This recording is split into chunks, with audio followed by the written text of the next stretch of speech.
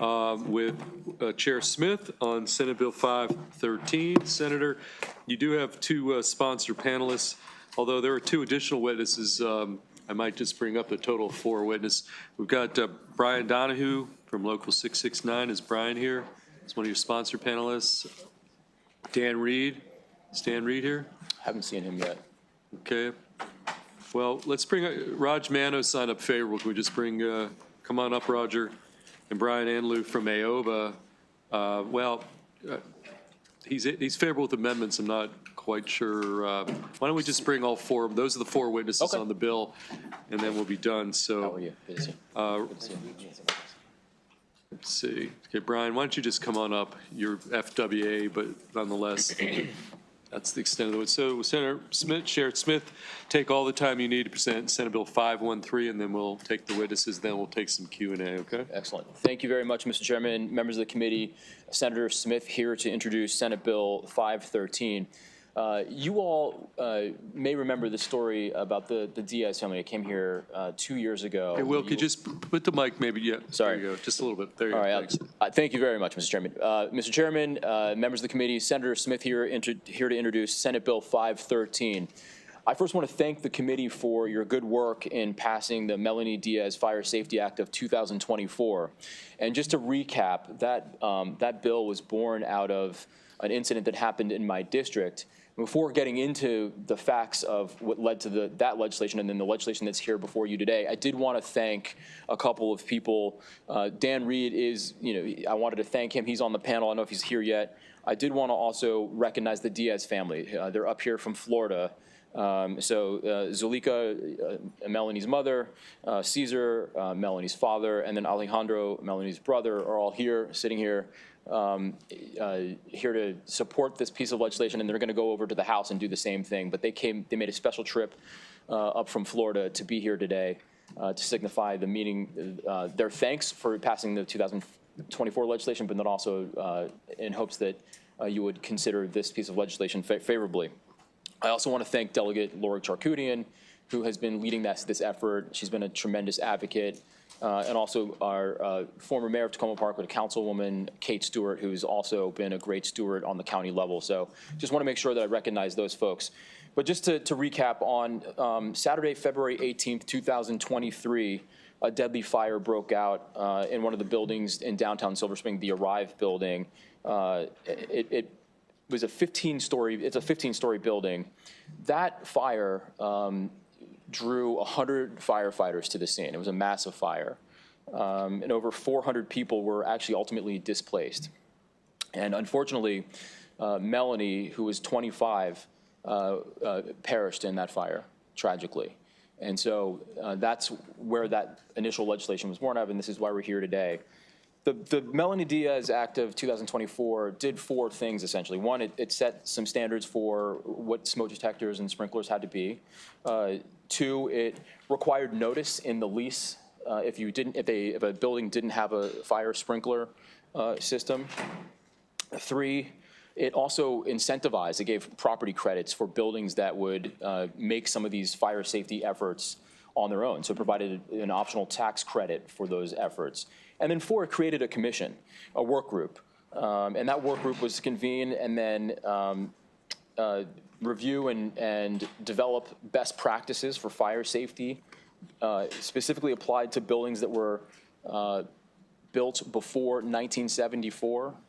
All new construction has to have some of these more advanced fire safety issues, but in Montgomery County, we have a number of high-rise buildings built before 1974 that are not equipped with sprinklers, for instance. And so this group came together, developed a set of best practices, and the bill before you is a product of that work group that you all helped establish, and I want to thank you for that. The bill before you does four essential things. One, it requires the installation of automatic fire sprinklers beginning October 1st, 2026 is the implementation date for a building, a residential high-rise building that undergoes a substantial renovation. Substantial renovation is statutorily defined in the bill. It's basically any renovation that is equivalent to 40% of the assessed value of that building. So we're talking a significant renovation. I think there is an amendment, which I will consider friendly, as does a cross-file, that will push back that effective date that I think is forthcoming. That's considered to be a friendly amendment. Number two, it requires the Fire Prevention Commission to adopt regulations to establish a program and license and regulate fire alarm system technicians. So this is to raise the standard for these technicians that go around our communities to do the inspection and installation of these systems and the maintaining of these systems. So it provides for, it just level sets and raises the standard in training and vetting for those folks that do that. Third, the state fire marshal must approve the appointment of an assistant fire marshal by a county or a municipal government or at the request of the local government designate an individual to serve at that. So that gives the fire marshal a little bit of more power to put someone in charge of these efforts to oversee fire safety in a municipality or a county jurisdiction. And then four, the Office of the State Fire Marshal, it allows them to adopt regulations to establish requirements and standards for the individuals that are designated for that position. Again, raising the standards and raising the qualifications for that position. With that, Mr. Chairman, that's the sum and substance of the bill. You have got the background on why the bill is before you. And I'd ask the committee for a favorable report. Before I take my seat, I did want to just acknowledge the Diaz family one more time. I have this all too often in my committee.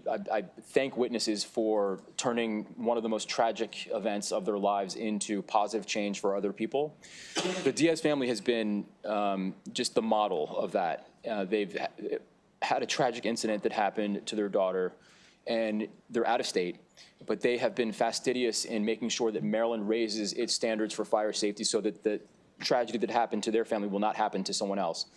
Additionally, they have they've even gone to the next effort of there's a specially designed mask, the oxygen mask, that provides for 16 minutes of actual additional oxygen for firefighters going. You'll learn more about that perhaps from the panel coming up. They have personally invested and made sure that Montgomery County is a place where we can start doing that, the only place in Maryland that has them. So they've just gone above and beyond the charge and the task here. And I just want to publicly thank them again for all that they're doing to ensure that we have a safer environment and that the tragedies like this will never happen again in the state of Maryland. So with that, Mr. Chairman, I'll rest and stand for questions. Thank you, Chair Smith. And I think every member of this committee recalls the testimony from 2024, you know, gut-wrenching, hard to forget. And I want to thank you all for coming again all the way from Florida. I do recall that testimony very, very clearly. So with that, we're just going to go through the panel here. Everybody's going to be on the time clock here up to 2 minutes.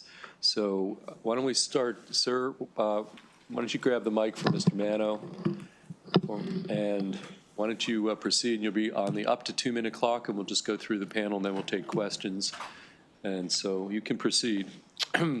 Good afternoon, Mr. Chairman. My name is Brian Donahue. I'm the business agent for Local 669. I cover Western Maryland, Frederick County, Montgomery County, parts of Carroll, southern part of Anne Arundel County, and southern Maryland. My colleague, Dan Reynolds, is in the back of the room. He covers the rest of the state. Local 669 has been, represents a national workforce of sprinkler fitters that provides the highest level of training and safety across the country. Currently in the state of Maryland, we have 372 active members working in the state and 117 retirees that are that we represent. Local 669 consistently provides the highest level of education and training in the field of installation, inspections, testing, and maintenance for sprinkler systems, keeping with the current national standards of fire protection industry. Currently in Maryland, we support this bill. This installation of sprinkler systems being done by qualified people and inspected by qualified people is a strong need across the state, and we are definitely interested in seeing better standards when it comes to the fire marshal's office and a clear and consistent standard being presented in all counties. That's it. Thank you for your time. Okay, thank you for your testimony. Former Senator Mano. Well, thank you, Mr. Chair, members of the committee, Madam Vice Chair. Roger Mano, attorney at Mano and Associates, on behalf of the Mid-Atlantic Pipe Trades Association, which is the regional affiliate of the United Association on the international level. Mid-Atlantic Pipe Trades Association represents a number of mechanical trades throughout Maryland, Virginia, Delaware, the District of Columbia, and includes many locals, including Sprinkler Fitters 669. Mid-Atlantic Pipe Trades consists of about 10,500 members and apprentices, in addition to 669, which is a national local, which represents about 16,000 members. So quite a lot of members represented here. We would just like to say that this is priority legislation for the Mid-Atlantic Pipe Trades, as well as our signatory contractors represented by the Mechanical Contract Association of Metro Washington, about 200 signatory contractors there. We believe that this legislation advances both public safety and the highest standards in training, and for those reasons, we'd ask for a favorable report. Thank you. Okay, thank you. Brian, before you, is Dan Reed here? Do you think we'll, Dan, why don't you come on up? You're part of Chair Smith's sponsor panel, so we want to get your testimony before we move to anybody else. So, Mr. Reed, you're on the up to 2-minute clock, and you can proceed. All right. Good afternoon. My name is Dan Reed. I'm the Maryland Policy Director for Greater Washington. We work on housing and transportation issues across the state, and we strongly support this bill. This is personal to me. I grew up in this building in the 1990s, and fires were a common occurrence in that arrived, which was then called Georgian Towers. Some of my formative memories were being trapped in our 14th floor apartment during fires, strangers helping my mother carry me down the stairs while evacuating, and waiting in the cold night for the firefighters to say it was safe to return. This bill is so important because there are tens of thousands of people across the state who live in pre-1974 buildings, and I'm so grateful for the task force that gave these recommendations, and to the Diaz family for their ongoing persistence on this issue. We did a poll last month that found 87% of Maryland voters support the provisions of this bill. We hope that you will stand with them and with the tenants of these buildings who deserve safer housing and ask for a favorable report. Thank you. Okay, thank you, Mr. Reed. Okay, Mr. Hanley, you're here on behalf of AOBA, and you're in a different category, signed up favor with amendments, so you're the final witness on this bill, so you're on the 2-minute clock, okay? Thank you, Mr. Chair, Madam Vice Chair, members of the committee. Brian Anlou with the Apartment and Office Building Association. I want to thank Senator Smith and the Diaz family for continuing to champion this issue.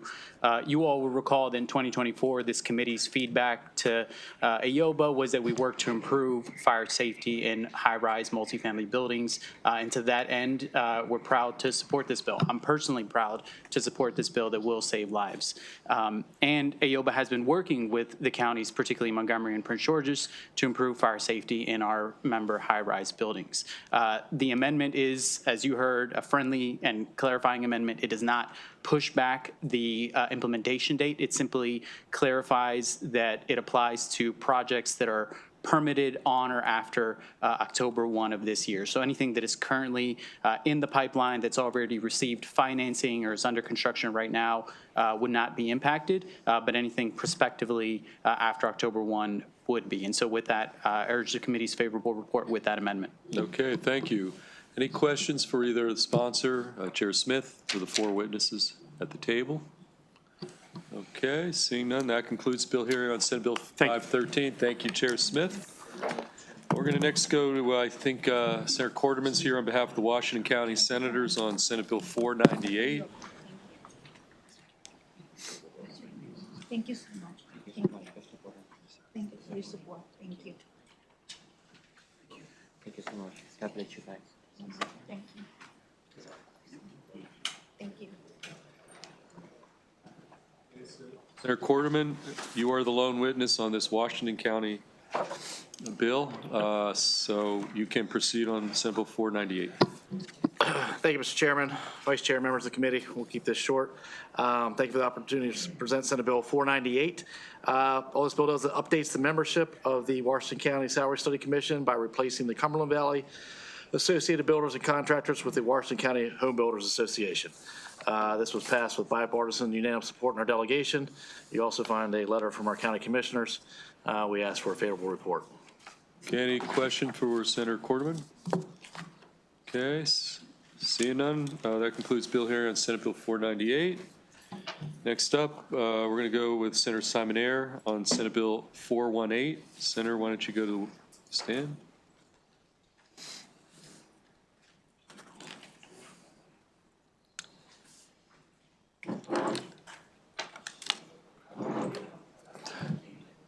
Okay, Senator, the floor is yours. Senate Bill 418. Thank you, Mr. Chairman. Committee. So last week we had an extensive hearing on Senate Bill 242, and that dealt with service members and their spouses and being compliant with federal law. What this does is it updates it for the foreign service families. In my research on the other bill, I found out there was almost identical language for the foreign service families as well. So two separate bills, but I won't go into all the details that we did last week because they're the same. But what this does is it complies with federal law as it pertains to Title 22 United States Code 4089, and it allows foreign service members and their spouses on assignment will be able to use their home state occupational license if they meet certain requirements. Now, many of them go overseas, the majority of them, but many of them work here throughout America, and they transition very quickly, and so at the federal level, they pass the same provisions. Now, my colleagues will understand, being on this committee for a long time, it's challenging to get 1 or 2 boards or 3 boards to get together. What we've done over the last 8 months, we've gotten all the boards with consensus. I've worked with 12 departments. We've got them with consensus, other stakeholders, and very proud that we've been able to do that. We have one lone opposing this bill. I mean, I think it's technically favorable with amendment that we don't like. So we'll just say they're opposing it. We'll see if it's changed since then, because I didn't see any written testimony. Now, don't get me wrong, I love the Dental Association. I've worked with them on many bills, had a great working relationship. So I tried to understand their opposition, but it just simply wasn't grounded in fact. They came in here in the last one and in the House saying the sky is falling. And if we pass this bill, there'll be all kind of discipline problems and it's going to be terrible. In contrast, the board which oversees them actually wrote a favorable letter to this bill. I'm trying to work out the differences why all the boards are supporting this, but this one lone association doesn't know. I know they have a history that they don't like compacts and all that. But the other thing, to the credit to the board, they are already doing this. They are complying with federal law, with federal SCRA law. Other departments and other boards, not all of them are compliant, and the law is not compliant. So we're working on that with them. But currently, when a service member comes into our state or a spouse comes into our state, they can go online to this application. And it says specifically, application for recognition of out-of-state dental licensure pursuant to 50 USCA 2025. Now, that's for the service members. If you look at another department, they have a very similar thing.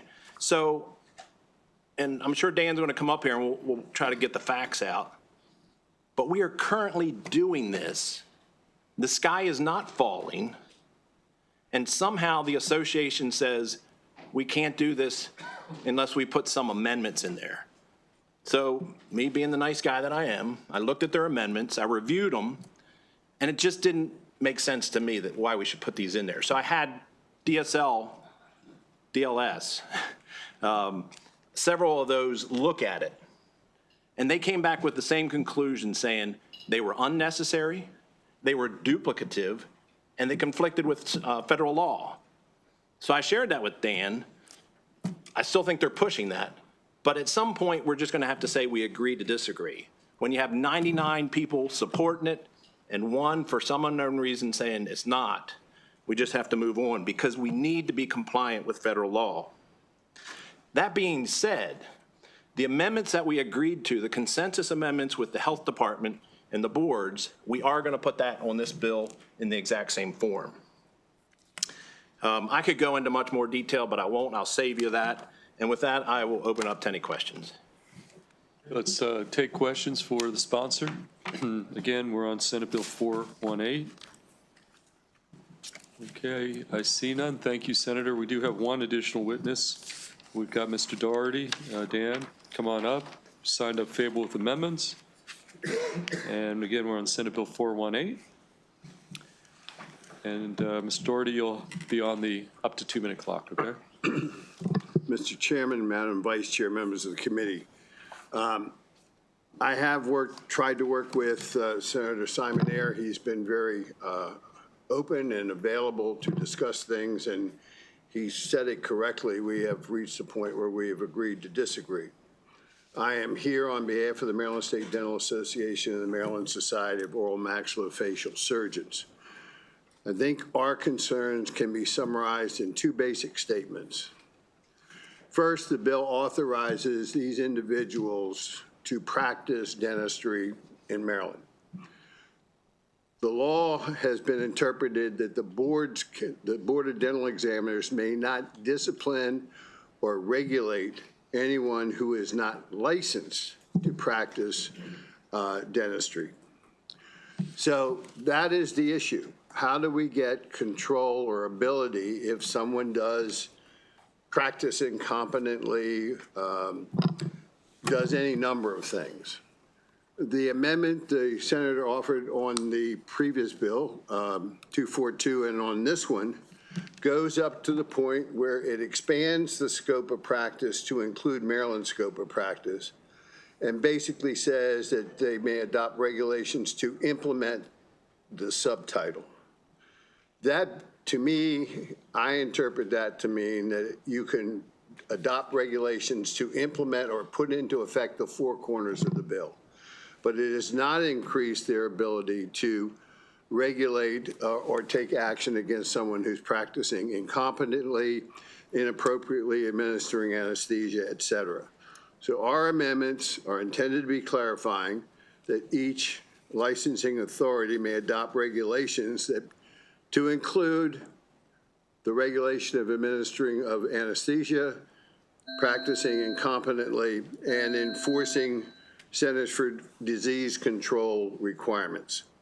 I do not think that that is covered by the amendments the senator has offered, and I do not think that our amendments are in conflict with the bill. I don't think it goes against any provision in the federal statute. So we would ask for you to give consideration to our amendment, and we would ask for a favorable report with that amendment. Okay, thank you. We've got a question from the sponsor, Senator Simon Ayer. Hey, Dan. So I don't get angry very often. I'm not angry. But I am a little irritated with this false narrative. I hope it's unintentional. So I've confirmed with the board that they're already doing this in current practice. They are already recognizing them, they're practicing in our state, and they have the disciplinary authority.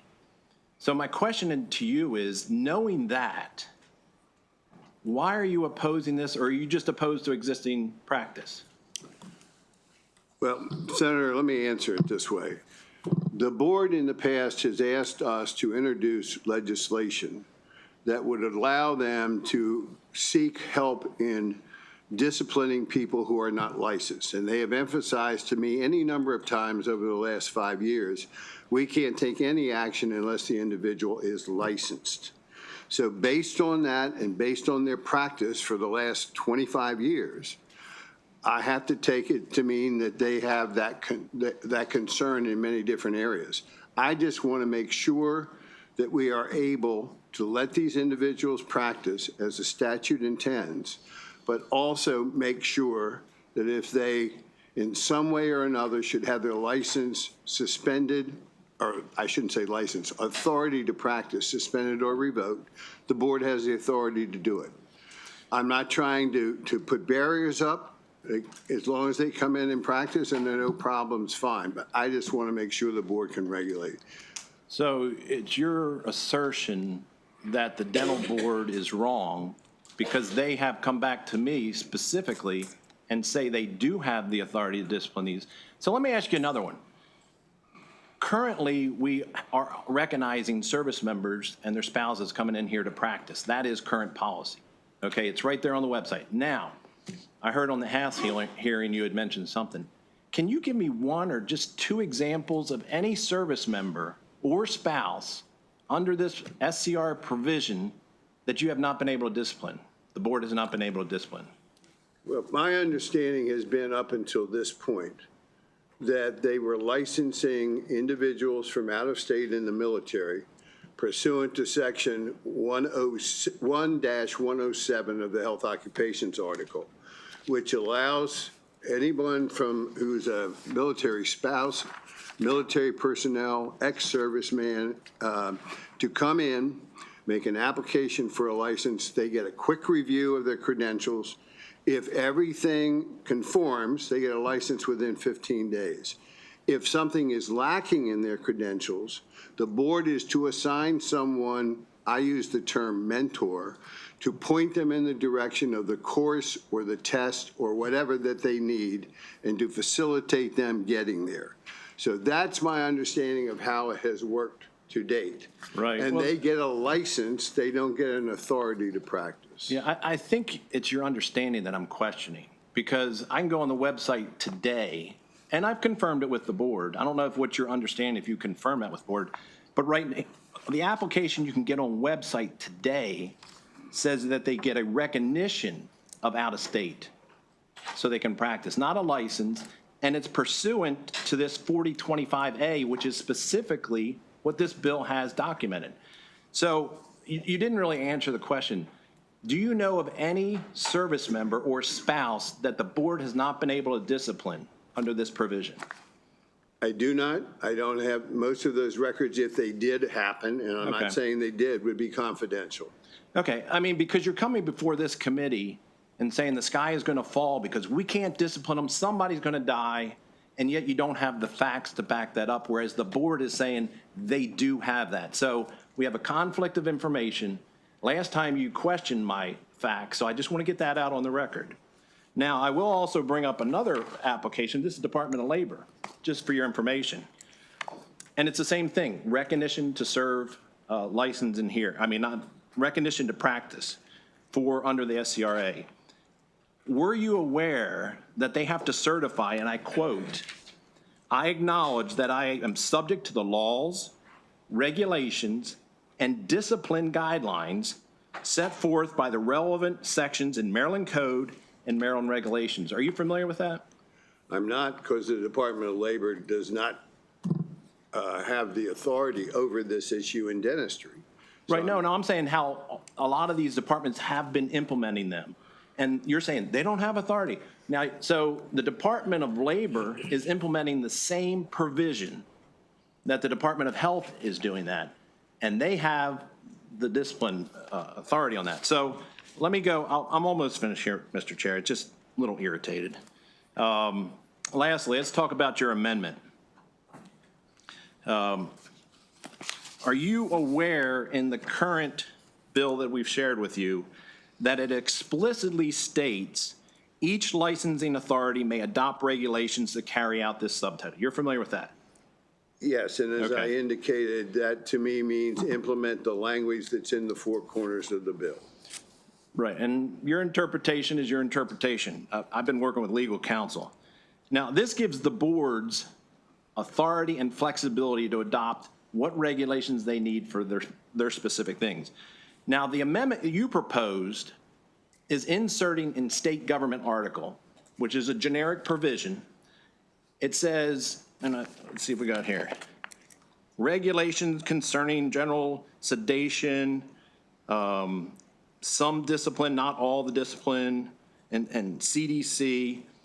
Is it your goal that we should take this general provision that gives these boards and departments authority to implement this, to say, Department of Agriculture, you come in and put a couple list things you want. Department of Environment, why don't you come on in and put a couple things? Department of Natural Resources, why don't you put some things in here? Go through all the health boards, Department of Labor, or as council has suggested, we give them general provisions so they can adopt the needs of their specific board and departments. I'm not proposing that it go to every agency. If you look at number A under that, and this is to 418, it says the action or actions of the individual as authorized in the practice of a health occupation. Right, I understand. You want to put in a general provision section. You want to put a little carve out for the health occupations. Correct. And a carve out not only for health occupations, but for the board specific things. Now, just the way it's worded, it says it may include. Correct. Which that means it's not a mandate, correct? It is not a mandate. Right. So we'll put a general provision in there. It says adopt these regulations. And you want to put it in amendment and say, well, maybe you could put this in if you'd like to, and we would just like to put that in there. But all the other departments and all the other boards, they don't get to put anything in there. So what you would suggest, the way you're crafting this, that I go back to all the departments, all the boards, and say, give me your little wish list, and say, when you're considering regulations, would you please consider these? We're not going to mandate them, but we're just going to put them in law as a suggestion. And is that your real approach? My approach is to represent the health occupation of dentistry, and since many of these issues apply across the board to health occupations, to authorize those boards to adopt regulations that will apply to these service people and their spouses. Thank you. That is consistent with those who are licensed to practice in Maryland. And Mr. Chair, I'll stop there, but committee, we have a lot of support behind this. 12 departments, all the health boards, all the Department of Labor, and we've got one here that is just putting an amendment in there that council doesn't think is appropriate.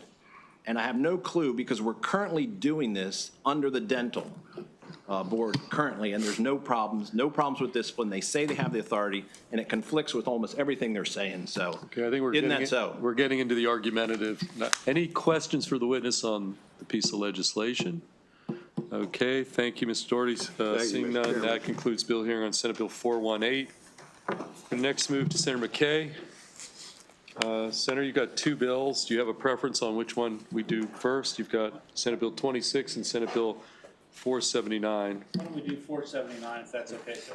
Absolutely. Okay, we're going That's the to go smaller of the to two. Senate Bill 479.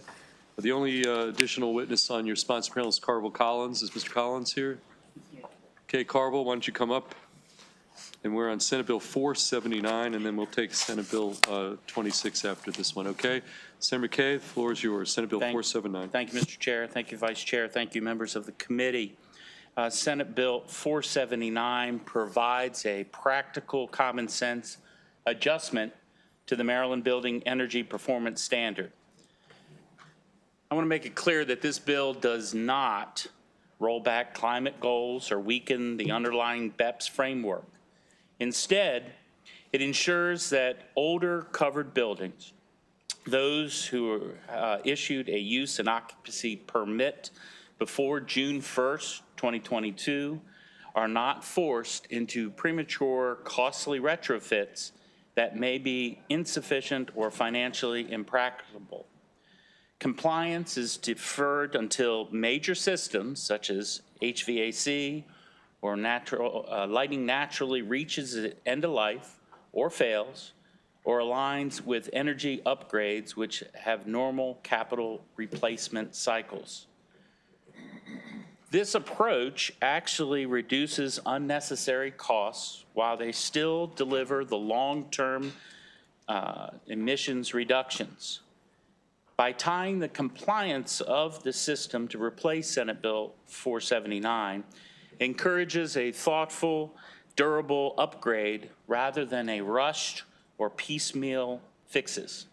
Property owners can invest in modern, efficient systems at the right time, when replacements are already required, leading to a better performance outcomes and more cost-effective emissions reductions over the life of the building. I believe that Senate Bill 479 does protect building owners and their tenants from unintended economic consequences. Immediate, especially in our older commercial and multifamily buildings.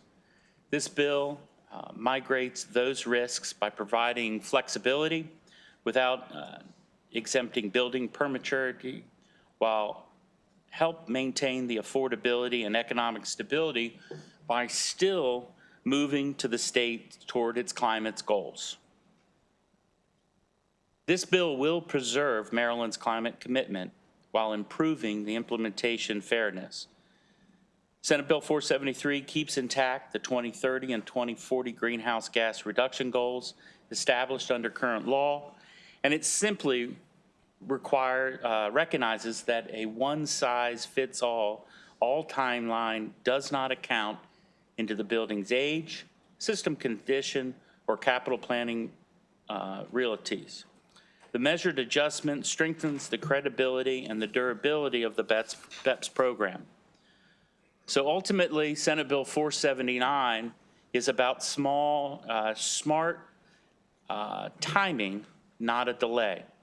The bill ensures that the emissions reductions occurred if they can be done effectively, efficiently, and sustainable.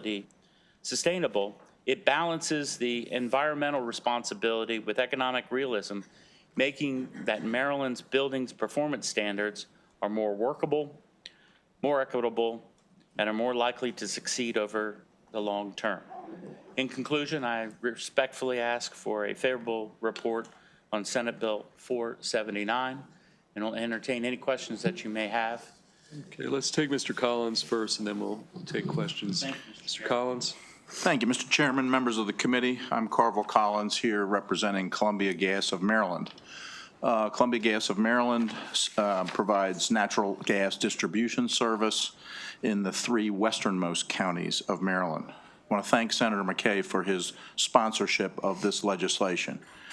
We are here in support for the main reason that this is an idea on energy affordability that makes common sense and could save our energy customers significant funds associated with complying with the BEPS requirements.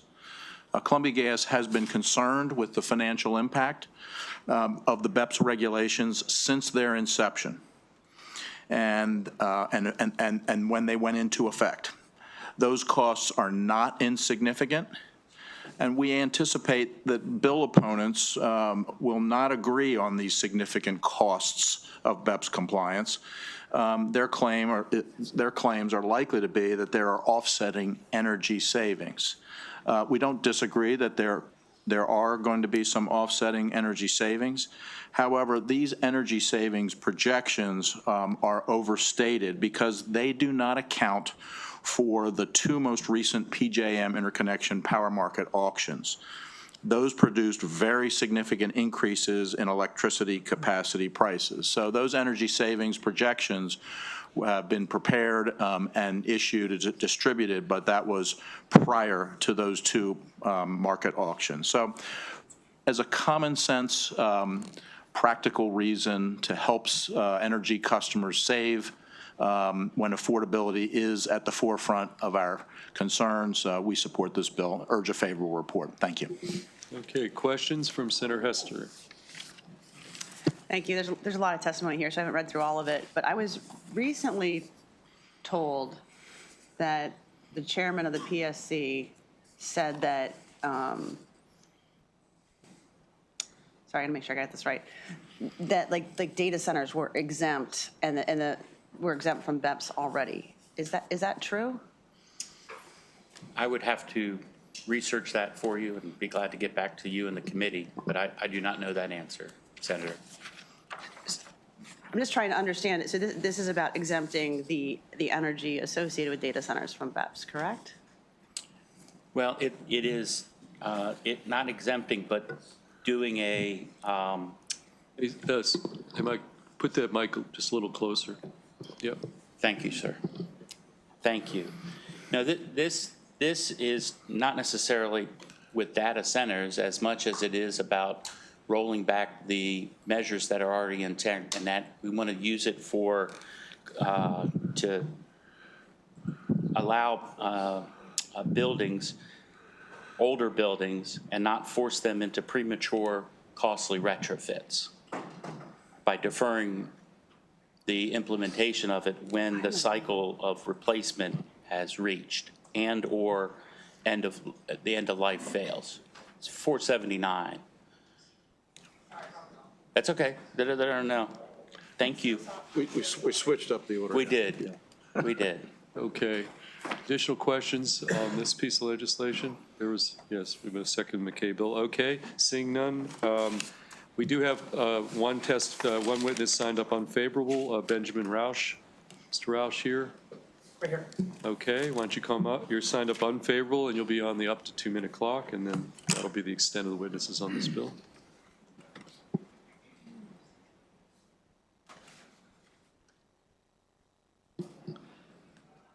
Okay, just to be clear, we are right now on Senate Bill 479. We're going to take Senate Bill 26 next. Okay, so you can proceed.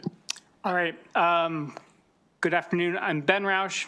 I'm a mechanical and fire protection engineer with FSI Engineers. I am also the chair of the Maryland Green Building Council, and I am here representing myself, not the council. Must say that. This is an interesting bill because it adds flexibility. That's welcome. But it fails to recognize that mechanical systems and lighting systems and every other system in a building have lifespans. They have 20-year, 25-year lifespans. So it says brand new buildings and anything permitted or occupied before this date is just exempted outright until they start touching their systems. So this bill will be a disincentive to upgrade systems in any near future, because as soon as you touch them, you'll have to meet the CUI target. Instead, it would be better to say, if you have built a new mechanical system in the past X years, pick your number of years, 5 or 10, you get the rest of that system life, and then you must upgrade. That would be a welcome flexibility. MEA tried to do that last year, and it was stricken from the bills that they were trying to do. It also doesn't address one of the key concerns, one of the reasons that the EUI target, the energy use intensity target, is there anyways, and that is peak winter demand. If you allow all buildings built before some date or occupied before some date to go ahead, you haven't addressed that at all, and we will become a winter peaking state. And all of the concerns you hear from all of the electricity providers on other BEPS testimony may actually come to pass. So all in all, unfavorable. Thank you for your time. Okay, thank you. Questions for Mr. Roush on this piece of legislation? Unfavorable? Okay, seeing none, that concludes bill here in Senate Bill 479. Senator McKay, we're going to turn to Senate Bill 26, and you've got a number of sponsor panelists, 4 in person, and there are a couple of virtual witnesses. So let me call Dan Schneckenberger, Tony Sprankle, Vance Ayers, Matt Wessel. Those are my 4 in person, and then we've got 2 virtual witnesses. Are they on the queue? Okay. Okay, so Senator McKay, we're on Senate Bill 26. Why don't you start? Thank you, Mr. Chair. Thank you, Madam Vice Chair and members of the committee. I represent Appalachia, Maryland. Very proud to represent them. We have a place called Luke, Maryland, where Luke Mill was for many, many years, a paper mill that employed at one time 1,600 people. Now, when it did close, it was 860 union jobs that were gone. In Appalachia, Maryland, we're trying to figure out how do we attract business to pay for those things that government needs to pay, and helping my residents in Appalachia, Maryland. And one of those things is a data center. This bill is about attracting data centers to the place where people want them and where it makes sense. That being the case, Good afternoon. My name is Senator Mike McKay, and I am proud to share with you Senate Bill 26. Now, this bill will focus on accelerating energy availability through a new framework known as Consumer Regulated Electricity, CRE. The proposal comes from a growing concern of rising electricity costs, grid reliability, and the inability for traditional utility systems to keep up with the pace with rapidly increasing demand. Maryland residents statewide, especially in Appalachia, where I represent, have the following upsets. Electricity bills are becoming increasingly unaffordable. Grid operators report that large new industrial and commercial loads are already straining reliability, and as well as the public support is lacking in additional transmission lines. It should be also noted that the federal energy officials have already started that current approach. They've stated, I should say, that the current approaches cannot meet the projected load growth fast enough. Senate Bill 26 positions CREs as a solution designed to enable independent, off-grid, large-scale electricity providers to serve new non-residential customers. These CRE utilities would operate outside the existing grid and outside traditional utility regulations, allowing for a faster development and greater innovation. I would like to note the following. There is no risk to existing ratepayers since CRE systems are off-grid and serve only commercial or industrial loads. There is no impact on residential customers who remain fully served by existing utilities. Now, it does reduce the pressure on utilities, the Public Service Commission, PJM, from allowing them to focus on affordability and reliability for current customers. There are economic development benefits, as a CRE can attract new businesses requiring large, reliable power supplies. The Luke Mill. Right now, as I understand it, for a data center, I need approximately 300 megs of energy. I can only, with working with West Virginia at that particular site, can provide about 100 meg. Maryland is not interested with more transmission lines. This particular bill will be able to solve that problem. These opportunities and innovation, creating a test bed for modern utility models and technology. I also do need to note that there is a complementary federal bill has already been introduced in CRE utilities from certain federal regulations, signaling a national interest in this model. Mr. Chair, I'll leave you with this. Senate Bill 26. This passage will affirm that meeting tomorrow's energy demand will require bold, innovative solutions that protect the ratepayers while enabling responsible growth. With that, I urge a favorable report, and if we may, our panel. Please, sir. Okay, thank you, Senator McKay. Let's go to the panel. Sir, we'll start with you. We'll just go down the aisle, and each of you are going to be on the up to 2-minute clock, okay? Thank you. Well, thank you for letting me speak, Chairman and members. I'm Vance Ayers, 30-plus years with the building trades and speaking on behalf of the building trades. Projects like this allow us to move forward with data centers, big projects, things like that, where the constituents here are able to pay their mortgages. They're the best trained in the world at what they do because of our apprenticeship programs. They have health care. They have pensions. We contribute to society. And also to add, that's the biggest, thing I hear all the time is we need more types of electricity no matter where it comes from. And this bill would contribute to our needs. And I even understand that would contribute to our needs in a much cleaner fashion than the old times. So we're in support of this bill. Thank you. Okay, thank you. Good afternoon, Chair, Vice Chair, members of the committee. Thank you for the opportunity to testify in support of Senate Bill 26. My name is Matthew Wessel, and I work in the development, entitlement, and permitting of large-scale infrastructure projects, including data centers.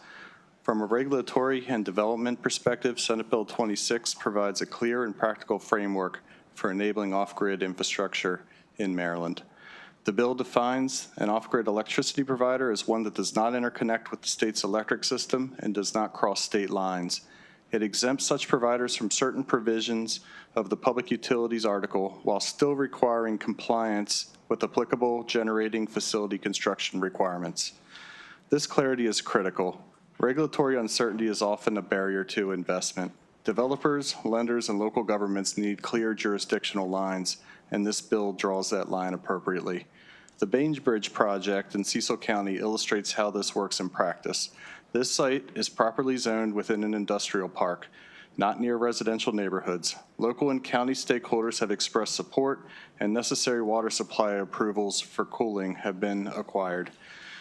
From an entitlement standpoint, the project has advanced through the appropriate land use and environmental review processes. The project proposes a behind-the-meter natural gas fuel cell system designed for 100% off-grid operation. It will not draw from the electric grid, require transmission upgrades, or shift costs to ratepayers. Importantly, Senate Bill 26 does not eliminate oversight. Off-grid facilities must still comply with zoning, construction, environmental, and air permitting requirements. This bill simply ensures that a private, non-interconnected generation facility is not misclassified as a public utility serving retail customers. This distinction matters. Maryland's grid is constrained, while demand for digital infrastructure continues to grow. Off-grid development allows for economic growth, job creation, and a tax base without increasing grid demand. Thank you for the opportunity to testify and urge a favorable report. Thank you. Okay, thank you, Mr. Wessel. Let's go to the next witness. Chair, Vice Chair, and members of the committee, thank you very much for the opportunity to provide testimony in support of Senate Bill 26. My name is Tony Sprankle. I'm the Executive Director of the Bainbridge Development Corporation, the entity charged with the redevelopment of the former Naval Training Center in Bainbridge Port Deposit. Maryland is facing a real and growing energy crisis, actively impacting affordability, economic competitiveness, and our ability to grow as a state. We are a net importer of electricity with roughly 40% coming from out-of-state generation, and these imports come at a cost. With transmission congestion, capacity market constraints, and regional generation shortages, they are directly contributing to the rising energy prices for Maryland ratepayers. As demand continues to increase, our reliance on imported power will only deepen unless new solutions are introduced. Existing requirements tied to interconnection, siting, certification, and permitting can take years to navigate, and while those processes serve an important purpose for grid-connected infrastructure, they can unintentionally delay or discourage private investment in new generation that could otherwise reduce demand on the system. Energy reliability and affordability are among the top site selection considerations for employers and developers. It is a topic in every meeting we have with a tenant. And when companies cannot secure reliable, affordable power in a timely manner, projects are delayed, relocated, or abandoned altogether, which directly impacts job creation, housing development, and long-term growth. SB 26 introduces a modern, targeted solution by allowing these off-grid electricity providers.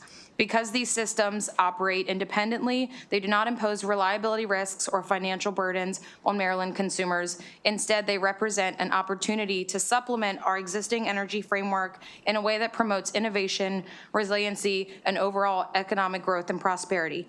For these reasons, I respectfully urge a favorable report on SB 26. Thank you very much. Okay, thank you. Sir?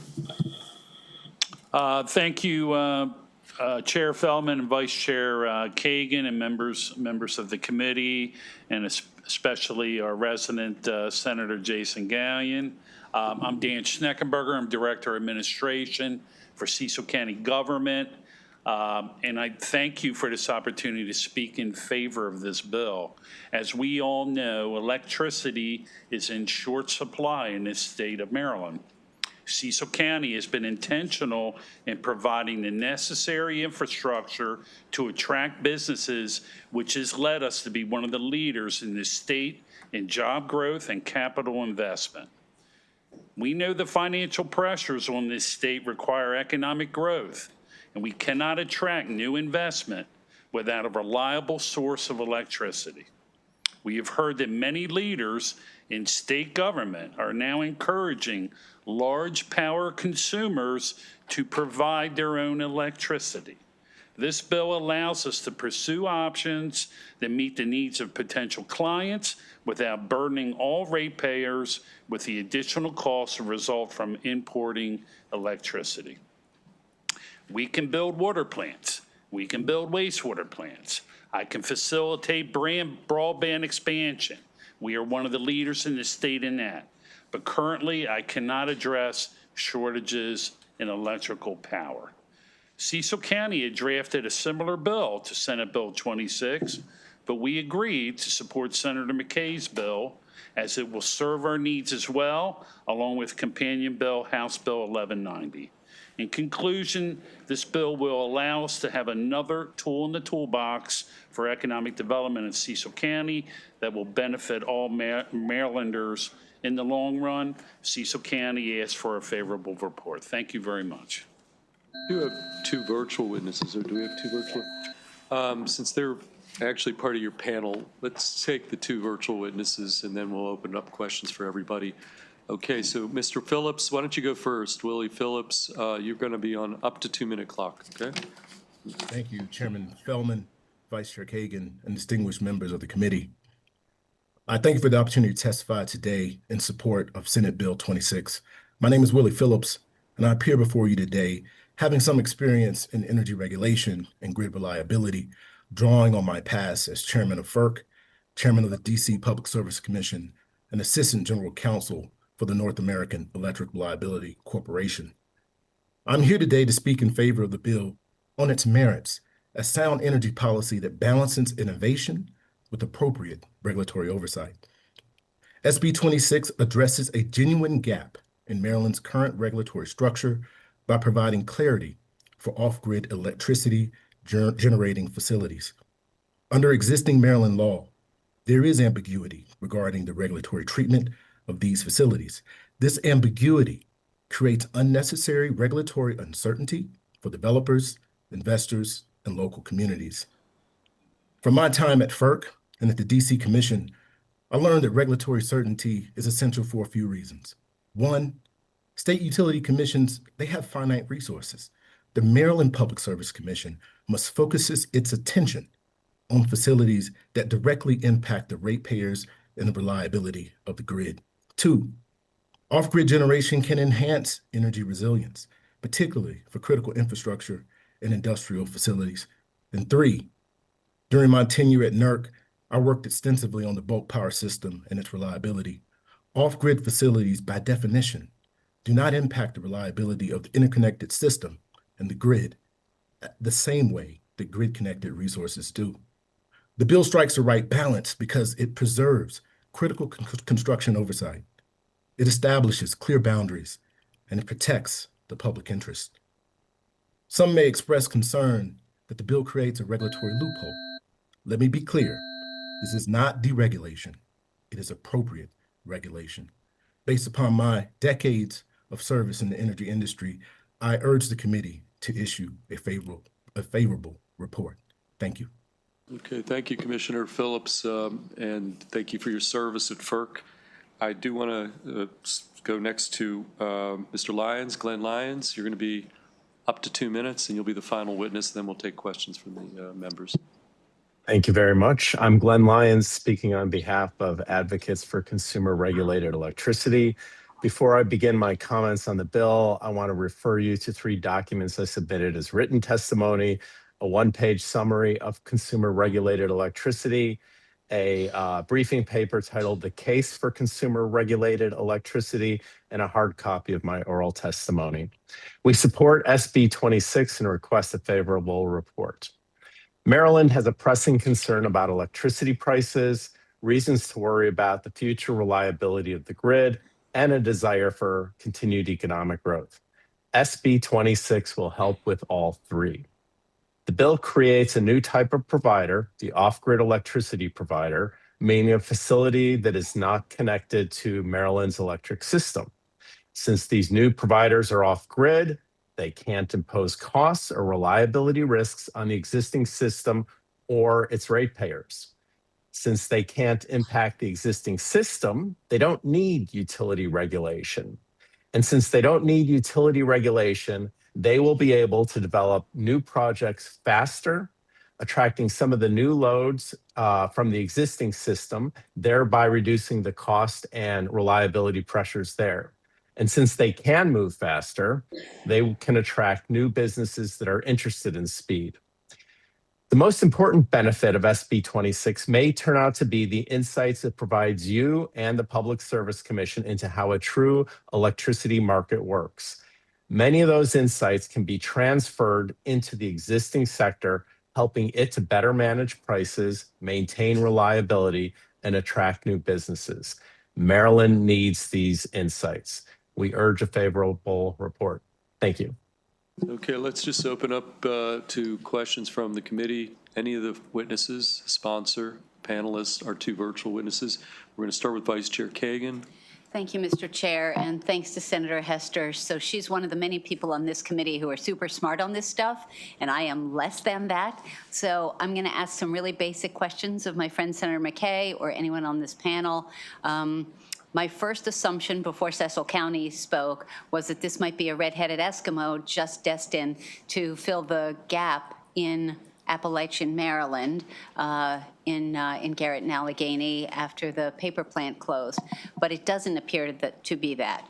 So I wonder how, so the first question is, how would you envision making it targeted so that they don't say, oh, good, we can put this in Rockville or Gaithersburg now, for example, but put it in a place where people want it, where it's needed and wanted. So that's question number 1. And then there's nothing in here, and again, this might be just so obvious or so basic, but one of the questions is about infrastructure, that you can't plop these things down anywhere if there aren't sufficient ingress and egress and sewage and housing in a reasonable proximity, and therefore, so I'll pause there, but if you could address both of those concepts, that would be really helpful to me. Thank you. If I may, Senator, from my perspective, yes, this is a statewide. I do believe that if the committee so desires passage and wants to construct it in such a manner that it would have to get buy-in from, say, locals and those type of things. As the conversation over data centers, the conversation over the transmission lines, and take the economic development standpoint, we in Western Maryland, as elected officials, the delegation, county commissioners, locals, all believe this is an opportunity for us. One size does not fit all. It may not be for every single community and that kind of stuff. So that's where my desire has come. This was a New Hampshire bill that was a bipartisan bill that we were able to pluck and replicate in the state of Maryland. But from a technical standpoint, any of my panelists that might want to answer that, and even maybe Commissioner Phillips may be able to weigh in with his vast experience on said subject. Anybody want to take a crack, but we don't need 6 different answers, so why don't you, a couple of you guys. I'll be glad to take a crack. with regards to Cecil County, we have two very large commercial industrial zone sites. When I say large, roughly close to 1,000 acres. They are being currently developed. These are areas where, between the size, they already have all the other infrastructure you need to attract any kind of type of business to these sites. So the only thing that we need now is an ability to give them electricity.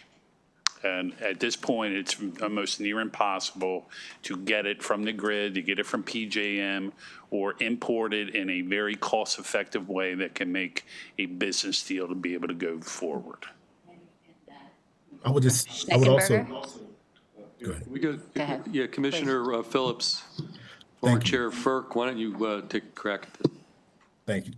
You know, I would just simply add, I agree with the other panelists, and I would also underscore that this bill does nothing to change the Public Service Commission's requirements under its CPCN process. These projects will still have to go through environmental review. They'll still have local zoning and siting requirements. And this is a protection for consumers, ratepayers, communities where these facilities will be located. Thank you. That should have been clear, and now it's clear. I appreciate that. We're going to go, Senator Hester, did you have a question? Okay, we're going to go to Senator Hester next. So I want to preface this by saying I'm on record as being a proponent of bring your own generation, but with some guardrails, right? And so I'm trying to kind of square what I just heard Commissioner Phillips say with our note from the PSC commissioner, which says that this would remove the PSC's ability to regulate off-grid electricity in any way except to require a CPCN. For example, fossil fuel or renewable energy generators potentially supplying large commercial loads could meet the bill's definition of an off-grid energy provider in certain circumstances, and the commission would not have the authority to regulate the generation or distribution of energy by these facilities. This could allow utilities to circumvent the statutory restraint on their ownership of generation without commission approval. Beyond this potential outcome, because of the bill's broad applicability, it's difficult to estimate the extent to which the commission's authority would be inhibited or what impact that would have on customers of these unregulated off-grid electricity providers. So go ahead. Go ahead, please. No, I'm finished. That's just, I mean, that's what Kumar Bharve, the chair of the Public Commission, that's his letter. Okay. So I'm just trying to understand. So Commissioner Phillips, you look like you were eager to respond to that. Go on. Well, thank you for the question. And I will say this. It is clear to me that this bill that I support, that it is functional in nature. It defines what off-grid means. And in the event that there's a facility that wants to interconnect to the grid, it has to comply with all the current laws and regulations that apply to any interconnected facility. These are for facilities that serve discrete offload off-grid on private land, do not interconnect with the system, and does not have any impact on the reliability of the interconnected grid within the state of Maryland or outside.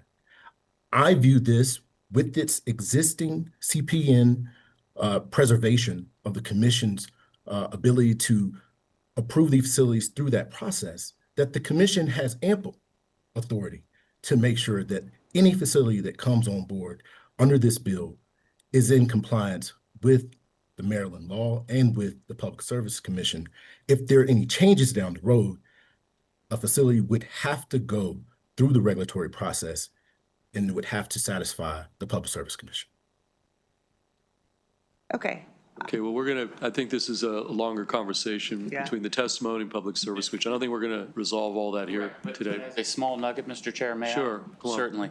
So, Senator, I had put the bill in, dropped the bill, and then had a visit from the commission to ask some questions to kind of understand, was this a voluminous scope, or was this more tailored towards a particular type of entity? And I said that it was more from a data center. So I think we'll have to confirm that, but I think that there are more concerns that had to be written were because of the manner in which the bill was written, and they did not know the scope and what the intent was. So be willing to curtail it if we need to address some of those concerns. But it sounds like from the commissioner that is taken care of. I think it sounds like there might be broad agreement on the intent of the bill, but it might need to be tightened up a little bit. That's a whole lot shorter and sweeter and to the point than I just tried to articulate. We do have other data center bills in the committee that we're going to. What? You do? I mean, I hate to break. There's other bills that may all work. Okay, additional questions for the panel or Senator McKay? Or thank you for everybody for your testimony. And that concludes the bill hearing on Senate Bill 26. We're going to next go to Senator Hedelman. There you are. You've got an education on data centers. I know that you're eager to listen to that stuff. And we're going to go to Senate Bill 92. And Senator, I'm going to call up your three sponsor panelists. Jamie DeMarco here, David Lapp, our Office People's Counsel, Emily Scarr. Those are your three designated witnesses. And then we do have two additional witnesses after that. But we're going to stick with your panelists. Again, Ms. Scarr, Mr. Lapp, Mr. DeMarco does not look like he is here. So, Senator Hedelman, why don't you begin and you take the time you need to present Senate Bill 92. Thank you very much, Mr. Chair, Madam Vice Chair, members of EEE. I'm Shelley Hedelman, Senator from District 11, and I'm very happy to be here today to present Senate Bill 92. I think it's Energy Day in the committee, right? So happy to join the crowd here.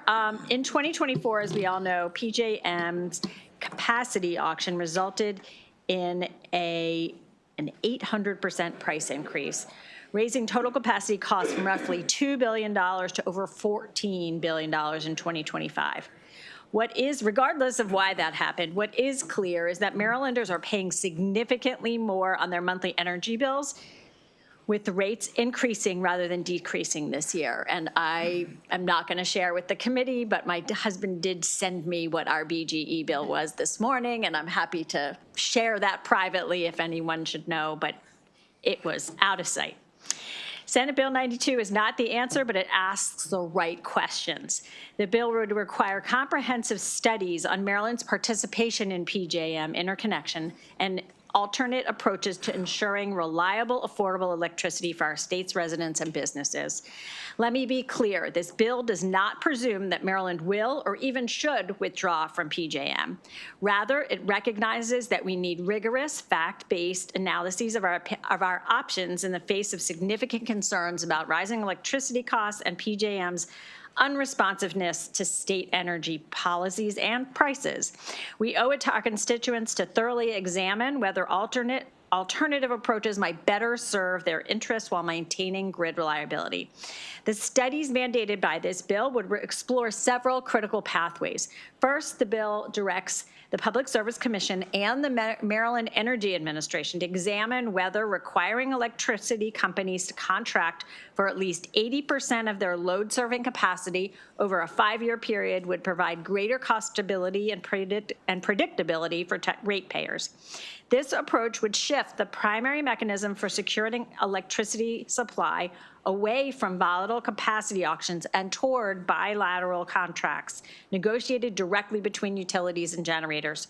These contracts can lock in prices over longer terms, thereby insulating consumers from market volatility while providing generators with the revenue certainly needed to invest in the new capacity. Importantly, this model doesn't eliminate participation in capacity markets. Rather, it would allow utilities to meet the bulk of their obligations through contracted resources, turning to the capacity auction only for the remaining portion of their needs. This approach maintains access to the PJM market while reducing exposure to auction price spikes that have driven rate increases. The bill also directs study of the fixed resource requirement alternative, which PJM already permits as an option for load-serving entities. Under this mechanism, Maryland can potentially coordinate with neighboring states, and they have expressed interest in this, and I know this committee is quite aware of the collaboration among our different governors, Pennsylvania, New Jersey, and our Maryland governor, certainly. So this coordination with neighboring states to secure capacity through our own processes rather than relying exclusively on PJM's centralized auction. This multi-state compact approach could give participating states greater control over resource procurement while still maintaining the benefits of regional coordination and grid reliability that PJM provides. These studies aren't theoretical exercises. They represent a serious examination of real alternatives that could materially improve affordability for Maryland families and businesses while advancing our clean energy goals. The current system is broken and unresponsive to state policy priorities, and ratepayers deserve to know whether better options exist. I thank you for your consideration of Senate Bill 92, and I'd love to turn it over to my co-panelists. Mr. Lapp, you want to start off, and then we'll go to the other two witnesses? Sure. Good afternoon, Chair Feldman, Vice Chair Kagan, and members of the committee. David Lapp for the Office of People's Counsel. Pleasure to be here today. We are very supportive of SB 92. We do have a small amendment suggested in our written testimony. Our office supports diverse and competitive regional markets for generation and transmission. Competitive markets and regional planning bring customer benefits. PJM is facing major challenges due to forecasted data center electric load, but has been failing customers in meeting those challenges, and it is appropriate to consider alternatives to relying on PJM. PJM is supposed to be independent, but in practice, PJM has advanced or acquiesced to policies responsive to utilities rather than the welfare of consumers. My office participates in many of PJM's hundreds of stakeholder meetings each year, and we regularly see PJM's failure to adequately respond to the electric customers that it is supposed to serve. PJM's failures are driving up costs for Maryland customers in at least 3 ways. First, prices in the last 3 capacity market auctions have exploded due to PJM's flawed market rules, including its failure to address data centers, mostly outside of Maryland, and that failure has driven up costs by $23 billion in the last 3 auctions. Second, transmission costs are spiraling upward, largely due to data centers as well, and PJM policies that allow utilities to avoid competitive procurements. Data centers have driven more than $20 billion of transmission investments in just the past 3 years. Third, PJM's failure to address the data center issue is driving up energy prices, which comprise the largest portion of utility customer bills. Under significant pressure, PJM has now acknowledged the dire need to resolve the data center issue and recently announced support for extending an important capacity price cap for 2 years, but the jury is still out on whether meaningful long-term change will come. Thank you for the opportunity to testify. We ask for a favorable report with our suggested amendment. Thank you. Okay, thank you. Ms. Scar, why don't you go next? Thank you. For the record, my name is Emily Scar. I'm a senior advisor with Maryland PIRG, the statewide consumer group, here in support of SB 92. Simply put, PJM has failed the states and the residential and business customers it should serve. While there are limited opportunities for the Maryland legislature to directly hold PJM accountable, it has proven effective to have legislators speak out publicly about changes needed at PJM and to coordinate efforts among states as this legislation does. We thank the sponsor. We also thank Senator Fry Hester for their leadership on this. Wherever possible, it has also helped to have legislative support of filings at FERC on behalf of Maryland energy customers. For example, in January, the Office of the People's Counsel secured a legal victory for Maryland ratepayers surrounding PJM planning mistakes that led to customers being charged an additional $180 million. My written testimony includes several examples of PJM's anti-consumer actions, but I want to highlight what I consider the overarching failure of PJM's capacity auction. In theory, a high auction price would signal to energy developers that they should propose projects to meet projected increases in demand, which begs the question, how high does it need to go to attract more development? However, if projects are already being proposed and waiting in the queue to connect, PJM is the one standing in the way and the whole system is broken. All it does is reward legacy power plants and utilities at the customer's expense, padding industry profits. A clear example of this is in the 2025 rate increases felt by many Marylanders. About 65% of our 2025 electric supply rate increase was due to a decision by PJM to simply ignore the energy being produced at Brandon Shores, despite customers already paying overtime for that energy and paying for a new transmission line to replace it. While this horrible decision was reversed for the next auction, it's a clear example of how PJM's anti-consumer actions artificially raise prices, confuse consumers, and line the pockets for energy companies. While PJM is now saying it's clearing the queue, it remains true that hundreds of gigawatts of clean energy we're trying to connect for years. In comparison, Brandon Shores only produces about 1 gigawatt of power. So we encourage a favorable report. Thank you for your time. Okay, Mr. DeMarco. Chair Feldman, Vice Chair Kagan, members of the committee, thank you for the opportunity to testify. My name is Jamie DeMarco, and on behalf of the Chesapeake Climate Action Network, we urge a favorable report. PJM has failed Maryland not by accident, but by design. Because the governance structure of PJM fundamentally aligns so that the PJM staff and the organization is accountable to not your constituents, not to the people of Maryland, not the people of PJM, but the for-profit companies who are the voting members. A prime example of that is the queue, where PJM, for years, the average wait time in the PJM queue is 3.5 years. That's the average. Some projects were waiting 5 years in the queue. Imagine trying to develop a project and sitting on capital for 5 years. They closed the queue in 2022, midway through 2022, to revamp it and make it faster. It was closed for 2.5 years. So for 2.5 years, if you wanted to build new generation in PJM, you couldn't even start waiting in line. They have now opened the queue, it's new and improved, and the wait time is now about 2 years. It can be faster. In Texas, you can get approval to interconnect in just 8 months. This slow queue process has caused a lot of problems, such as the capacity auction prices increasing, which is very bad for all of your constituents, everyone who pays an energy bill. But it is a bonanza for the companies that own power generation. Those companies are raking in cash. So PJM is working very well to serve successfully the people who it is accountable to. To replace Brandon Shores, there was no RFP to find the lowest cost solution. They just handed a contract out to a BGE subsidiary for $1.5 billion. It's working very well for Exelon. It is not working well for your constituents, the people of Maryland. We urge a favorable report to seriously consider, is it time to leave an organization that by design is not serving us? Okay, let's take questions from the members. Okay, we're going to go to Senator Hester. Thank you, Senator Hedelman, for bringing this bill forward.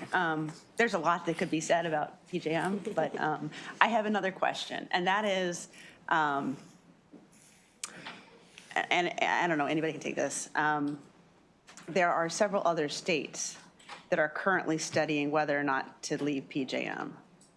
And so that leads me to two questions. Is like, one, is this idea of a multi-state study being offered in other states? And two, my fear is that all the states that generate electricity vote to leave PJM, and that leaves the rest of us within PJM. But I don't see that specifically outlined. Like, so let's say Pennsylvania, Ohio, Illinois all leave, you know, and all the net importers are left in PJM. What would that do? And is that part of the study? So I'll start with the first part of that, is that I do know that New Jersey, I believe the New Jersey House actually passed this last year, and it did not make it all the way through the process, but I believe it has been reintroduced, and please correct me if I'm wrong. So I do know that at least one other state I don't know if it's the same exact, but it's pretty darn close. I will leave it, this doesn't presuppose, I think it leaves it open what different scenarios of leaving. And this isn't necessarily saying that we should leave PJM. I think it is encouraging exploration and discussion with other states. You, of course, have been instrumental in bringing in representatives of other states, so we know that those dialogues are happening, and they're happening at the highest level, at the gubernatorial level. So that is part of the discussion. This isn't saying, it's not prescribing how that is being done. But as far as the what-if scenario, I'm going to ask my panelists here to address. Yeah, it's Senator Hester. It's a great question. What if all the exporters leave and all the importers stay? The reality is that Maryland and other states in PJM Some states are importers, some states are exporters. Maryland has been an importer. People talk about it like it just happened yesterday. In fact, Maryland has, I believe, always been an importer. Data, you look at the data going back as far as you can easily access the data, and Maryland has always been an importer. DC imports 99-point-something%. Delaware, New Jersey import more than Maryland does. And then we have exporters, and Pennsylvania is the biggest exporter in the country.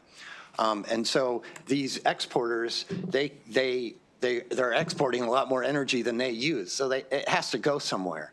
And you're not going to see, it's a competitive generation market, and so that's why we're all part of this. So you can't have all the exporters leave because they have to have, those are competitive companies, in those states, and they're not going to shut down. They want to continue generating and selling energy, and there's synergies there. And that's why Maryland is part of PJM in a regional market. So any configuration that involves Maryland leaving PJM will have to account for, the give and take, and Maryland won't be able to do that alone, and nor is that a likely possibility because those, companies, and it's not, a state can't stop its electrons from, at the border. There's no laws of physics that allow that to happen. So there is going to be a diverse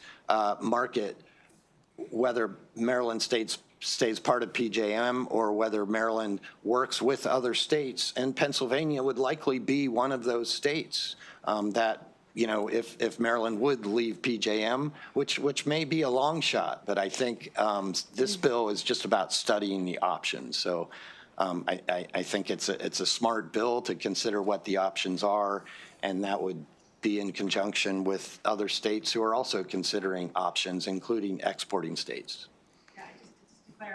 I do support the bill. I just think fundamentally the way it's being pitched, it is like, should we leave is a different question than if we stay and other people leave, right? Because that is equally as important a question to address. Yes. That's it. Thank you. Absolutely. Yeah.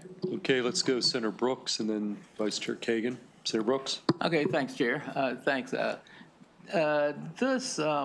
One of the concerns, being that we are net importers, we're only generating 6% of what we're consuming.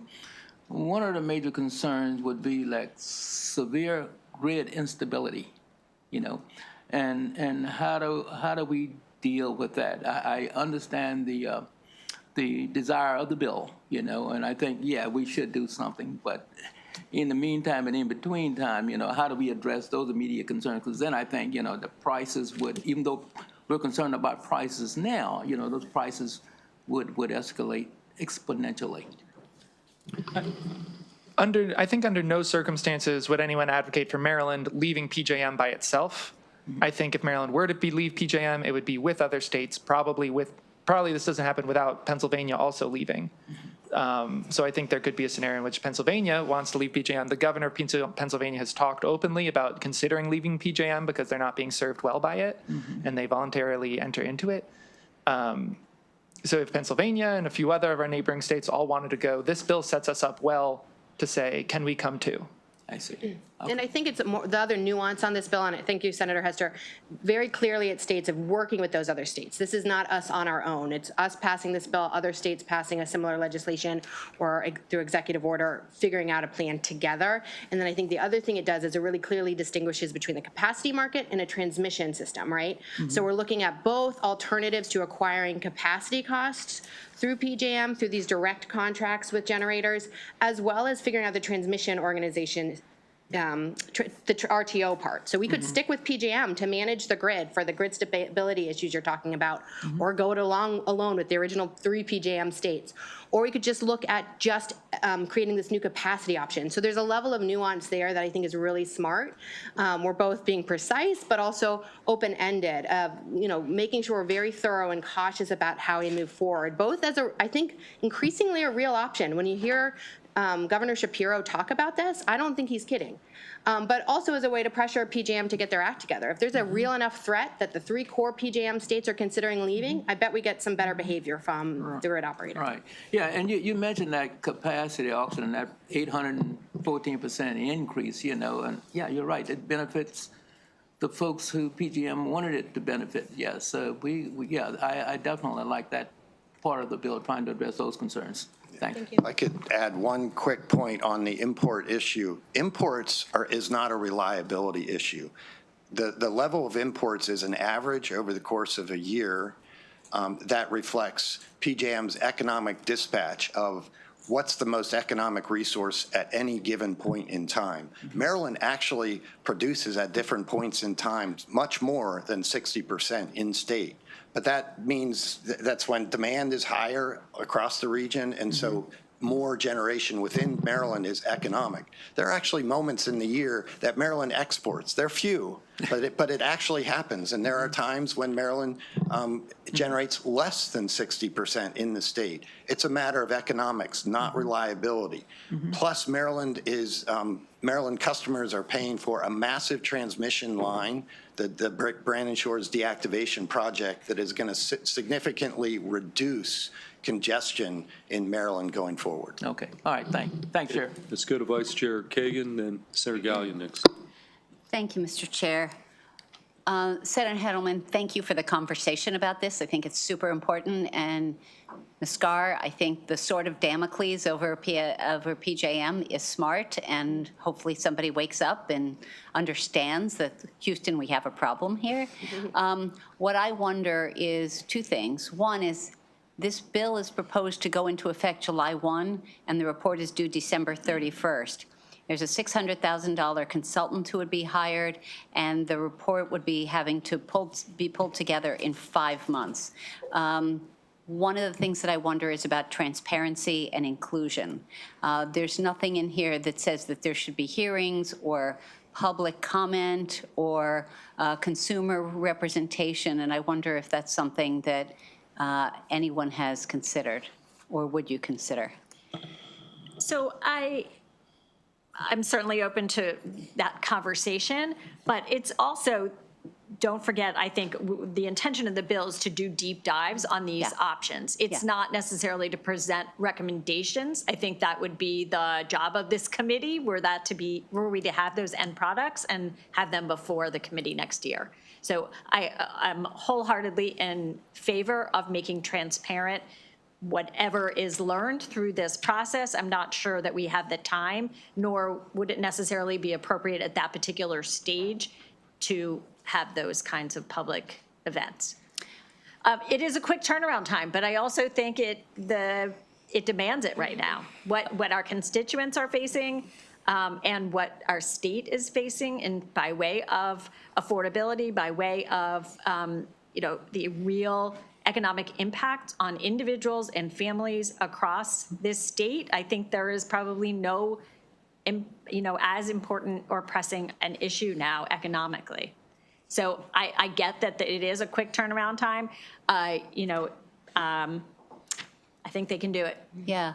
My concern, Senator, is that it's 9 months from today, let's say, or from March 1st, with nothing public, nothing that our constituents or our friends in the press or advocates would see or know or be engaged in conversation about. And then there'll be a report that they may or may not hear about, and then legislation that would be considered a year from now. I agree with you that this is one of the very most pressing policy issues. I think that kind of silence and invisibility might not serve us or our constituents the best possible. Well, we can talk about that. Okay, Appreciate it. Thank you. Let's go to Senator Gallion next. Thank you, Mr. Chair. Getting back to like the Pennsylvania's desire to look at other options and possibly leave, I think there's kind of a disconnect from what you all stated about this and what I'm and many other people are hearing.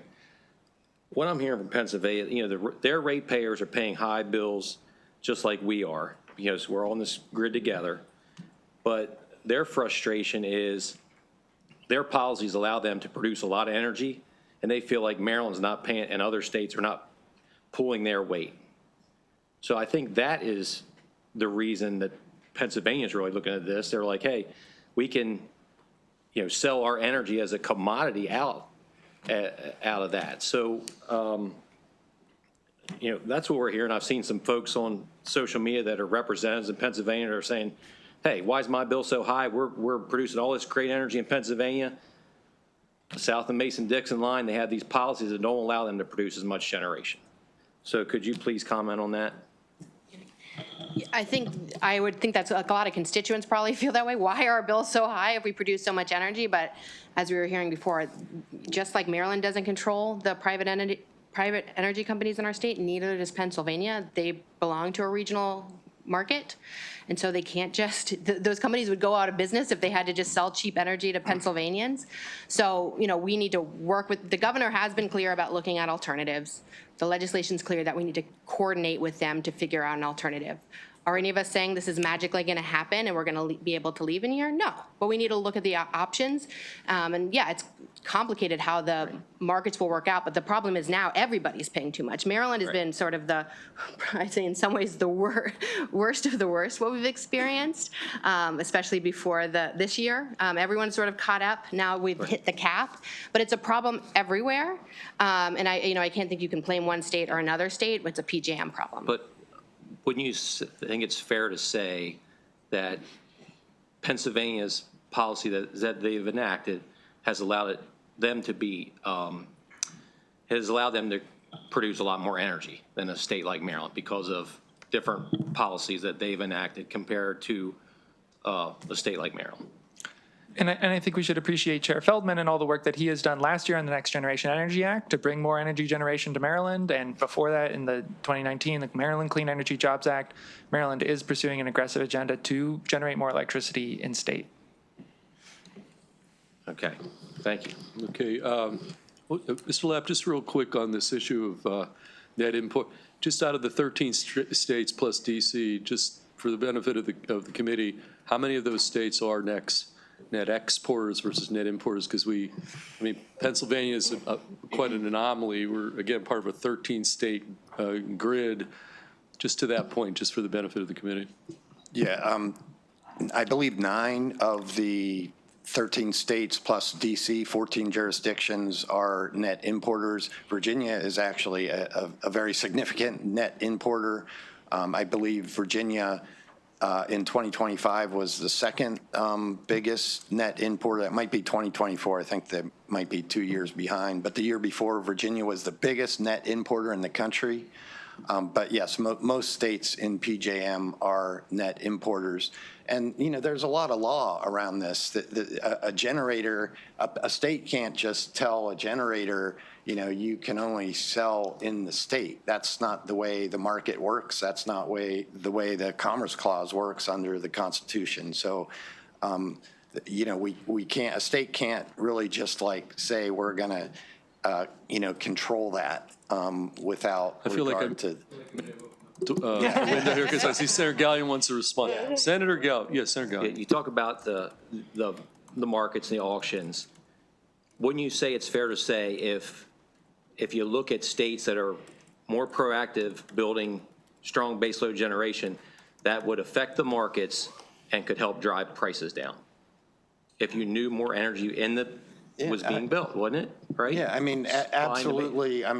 Really what we're seeing are these, load growth projections that are due to data centers. It's overwhelmingly because of data centers, but certainly as a general principle, more supply can reduce prices. That's the way the market works. We can agree on that. Okay, additional questions for this panel? Okay, seeing none, thank you for your testimony. Thank you, Senator Heddleman. Okay, we've got 2 additional witnesses on this bill. Alex Pavlak signed up favorable with amendments. Alex. And then Katie Mettle. I think, Katie, come on up. You're signed up for information purposes only. You'll be the final 2 witnesses on the bill. And Mr. Pavlak, you're going to be, each of you are going to be on the 2-minute clock. Up to 2-minute clock. So, Mr. Pavlak, why don't you start? Okay. Good afternoon, Mr. Chairman, Madam Vice Chair. My name is Alex Pavlak. I'm a PhD engineer from Severna Park, the chairman of the Future of Energy Initiative. Our mission is to facilitate the clean energy transition, and my advocacy is numbers. I'm in favor of this bill. My suggestion amendment is a supportive nit, if you will. My objection is the findings and declaration statement. I suspect you have not seen many people complain about that in the past, but the finding and declaration basically addresses PJM insensitivity to Maryland ratepayers. In my view, the fundamental issue here that needs to be dealt with is a policy conflict. PJM policy is fuel neutral to deliver reliable electricity at the lowest cost, and they are very good at doing that. They are operators. They've been fine-tuning this with markets that adjust every 5 minutes to find the lowest generation cost on the system. Maryland's policy is net zero with unclear system cost and reliability impact. It's that policy conflict that is generating the need for more information here in terms of how we can structure things. And I thought the bill would be better if we clarified that in the declaration statement. Thank you, Mr. Chairman. Okay, Ms. Mettle, next. Hi, my name is Katie Mettle, and for those who don't know me, since this is my first time testifying before this committee this session, I am the in-house policy principal for Advanced Energy United for the state of Maryland, and we are an industry association that represents companies that do the full spectrum of any kind of clean energy technology and other technologies that make the grid more reliable, more affordable, and more resilient and more secure. So we have some in-house industry expert folks who are very, very well versed in PJM and PJM's wholesale markets in particular. And our concern is that we do believe that this study will show that the cost and the drawbacks of leaving PJM simply wouldn't be worth it. So something that is worth noting is that even though there are plenty of legitimate criticisms of PJM's management, it really would be too disruptive and costly to actually stand up a new system. We are not technically members of PJM, our utilities are. We are concerned about discovering legal barriers or complexities to mandating or incentivizing the utilities to withdraw from PJM membership.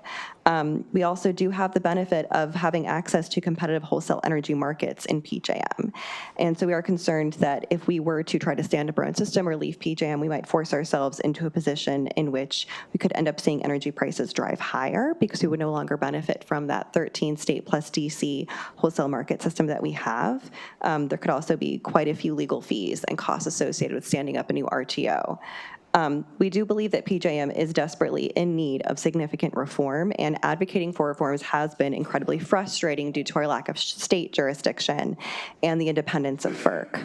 But we think that trying to leave PJM and standing up a new system potentially would create a new set of problems entirely. That said, it is a study. Studies in general are about getting more information. We're not opposed to people talking about this discourse. It's important, but we do think we know what it's going to say. Thank you. Okay, thank you. Any question for our two witnesses at the table? Okay, seeing none, that concludes bill hearing on Senate Bill 92. We're going to next move to Senator Carrozza. Are you ready to roll on Senate Bill 270? And I'm going to call, you've designated 3 folks as your sponsor panelists. We've got Ryan Snow. We've got Senator Steve Hershey. I don't know if he's, oh, there he is. Minority leader's in the House. I did not see him. And Melanie Santiago Mosier from the Public Service Commission. Melanie, you want to come up here? Those are your designated sponsor panelists. We do have additional witnesses. If there's anybody else you wanted to bring up, Yeah, well, we could just do it as a full panel. Okay, well, I'm going to call up some other folks then. And I think that's Al. I think Okay. Alex is here, and Is Jeannie Hadaway Riccio here? Ryan Snow is okay, representing. Ryan Snow. Ryan? Okay, come on up. On behalf. Okay. Well, here, let's start with that. We got the table pretty filled up. So, Senator Carrozza, why don't you present Senate Bill 270, then we'll go to the other folks on the panel, and then we'll see where we are. Okay? Thank you, Mr. Chair, Vice Chair, and my EEE colleagues. I am pleased to be here this afternoon to present Senate Bill 270. For the record, Senator Mary Beth Carrozza, representing Maryland's coast, Worcester, Wycomico, and Somerset counties. I first want to thank my fellow members of this committee, Senators Brooks, Gallion, Harris, Hester, Simonaire, and Watson, for co-sponsoring this important legislation that prioritizes our ratepayers who deserve to know the true and full cost of energy generation. So what does this bill do? It would require the Public Service Commission to conduct an analysis of the full cost and benefits of sources of electricity generation in the state and to recommend policy changes to support the development of energy sources based on the lowest cost and greatest benefit to the ratepayers. I'm going to repeat that, based on the lowest cost and greatest benefit to the ratepayers. An important term to highlight in the bill is full. Currently, calculating the levelized cost of electricity, or, Madam Vice Chair, LCOE, is the most popular method used to compare the cost of generating electricity using different technologies.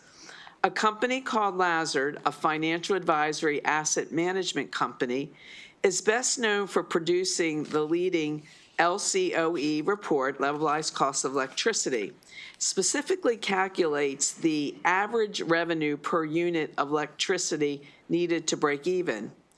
However, the levelized cost of electricity is a limited calculation method, as it leaves out important factors regarding renewable generation, such as the impact of intermittency and non-dispatchability, and the LCOE calculation fails to capture the full and total cost of energy generation. A growing number of experts are cautioning that using the levelized method as opposed to the full severely understates many broader system costs of intermittent resources, making these resources seem artificially cheap. So as Maryland transitions toward more renewable energy sources and electrification, we as policymakers have a responsibility to ensure grid reliability and, the key word, affordability for our residents. So this LCOE has been an outdated calculation method that does not factor in the full cost of modern energy generation. It has significant limitations, and that is why we would require the Public Service Commission to use the calculation method known as the levelized full system cost of electricity, or LFSCOE. That's why you see that I have Senator Hershey, our energy expert, and others who are even more knowledgeable about these systems. I think the bottom line is we now, with this energy crisis, we have an obligation to really make sure we know full cost and the benefits to our ratepayers before we start, continue to spend billions of dollars on these projects. And so that is the purpose of this bill. I want to point out the support that we have from a variety of different groups, ranging from the Maryland Farm Bureau to AARP to the Competitive Enterprise Institute to the Institute for Energy Research, PEPCO, Delmarva Power, BGE, the Salisbury Chamber of Commerce, the Commissioners of St. Mary's County, my home, Worcester County Commissioners, the Talbot Watermen's Association, Maryland Realtors. I also want to note that I really appreciate the Public Service Commission's support with their amendments and to be able to work with you on that, and along with, I believe, the Maryland Chamber of Commerce is supporting those same amendments. So with that said, my colleagues, if you would be, I really want to publicly thank Senator Hershey for joining me on this panel and my witnesses to present to you today. And I ask for a favorable and swift report of this legislation, Senate Bill 270, which will help address energy costs and help our constituents. Thank you. Okay, we'll go to Senator Hershey next, and welcome Senator Hershey to the EEE Committee. Thank you very much. We will not put you on the 2-minute clock, okay, out of respect. I'll get done quickly, but thank you very much, Mr. Chairman and Madam Vice Chair, members of the committee. For the record, Senator Steve Hershey testifying in favor of Senate Bill 270, and I was going to say I couldn't have said that any better, Senator. You did an excellent job bringing forth what I think, and I think everybody should think is a very important part on how we decide on energy policy within the state of Maryland. Mr. Chair, you know we've served many years together on Finance Committee where we dealt with a lot of the policies that are currently in place.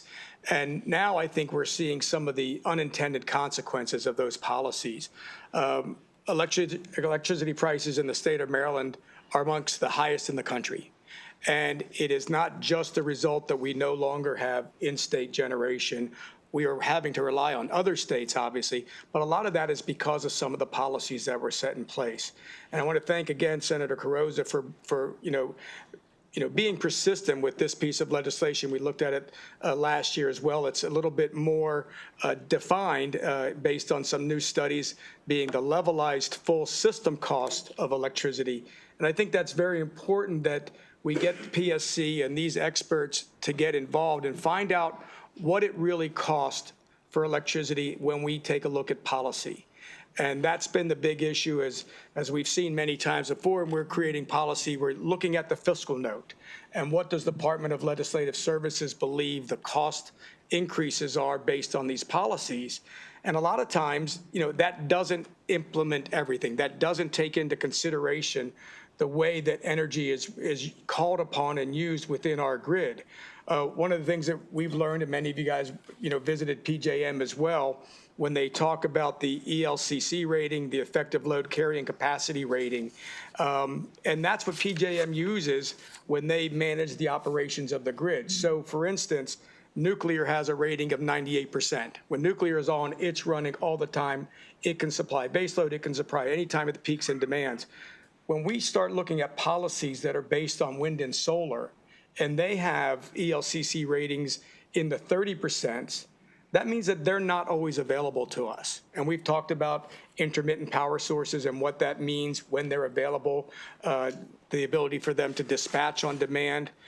It is very important as we're looking at our policies to know not only the availability of power, but also what it costs. So when we look at deciding if we're going to increase the RPS, if we look at deciding that we're going to take energy generating sources out of the RPS, as we're looking at other different policies, and we continue to see, well, this is going to add another $1.25 to the rates, or this is going to add another 50 cents to the rates, or this, we just see these numbers being stacked upon each other, but we don't get what that real entire impact is on the ratepayers. And I think now more than any time before that we've seen is we've tried to balance energy policy and the environment. And I think now we're seeing that we may have skewed one side too far. We may have gone too far towards the environmental side and not enough on reliability and affordability with respect to energy pricing. So I think this is an excellent step to guide us. Everybody, legislative-wise, we should all be looking forward to anything that educates us more, that gives us more information. Again, I thank Senator Carrozza for putting forward this again and trying to find out, with PSC's help, the real way to find out what these policies really cost and how it affects energy rates for our constituents. So thank you very much. Okay, Melanie, I'd like to hear maybe from the PSC. I think that'd be helpful. So why don't you proceed? Sure. Thank you, Mr. Chairman, members of the committee. I'm Melanie Santiago Mosier, and I serve as a commission advisor with the Public Service Commission. Pleased to offer again the commission's testimony in support of this bill with some amendments for your consideration.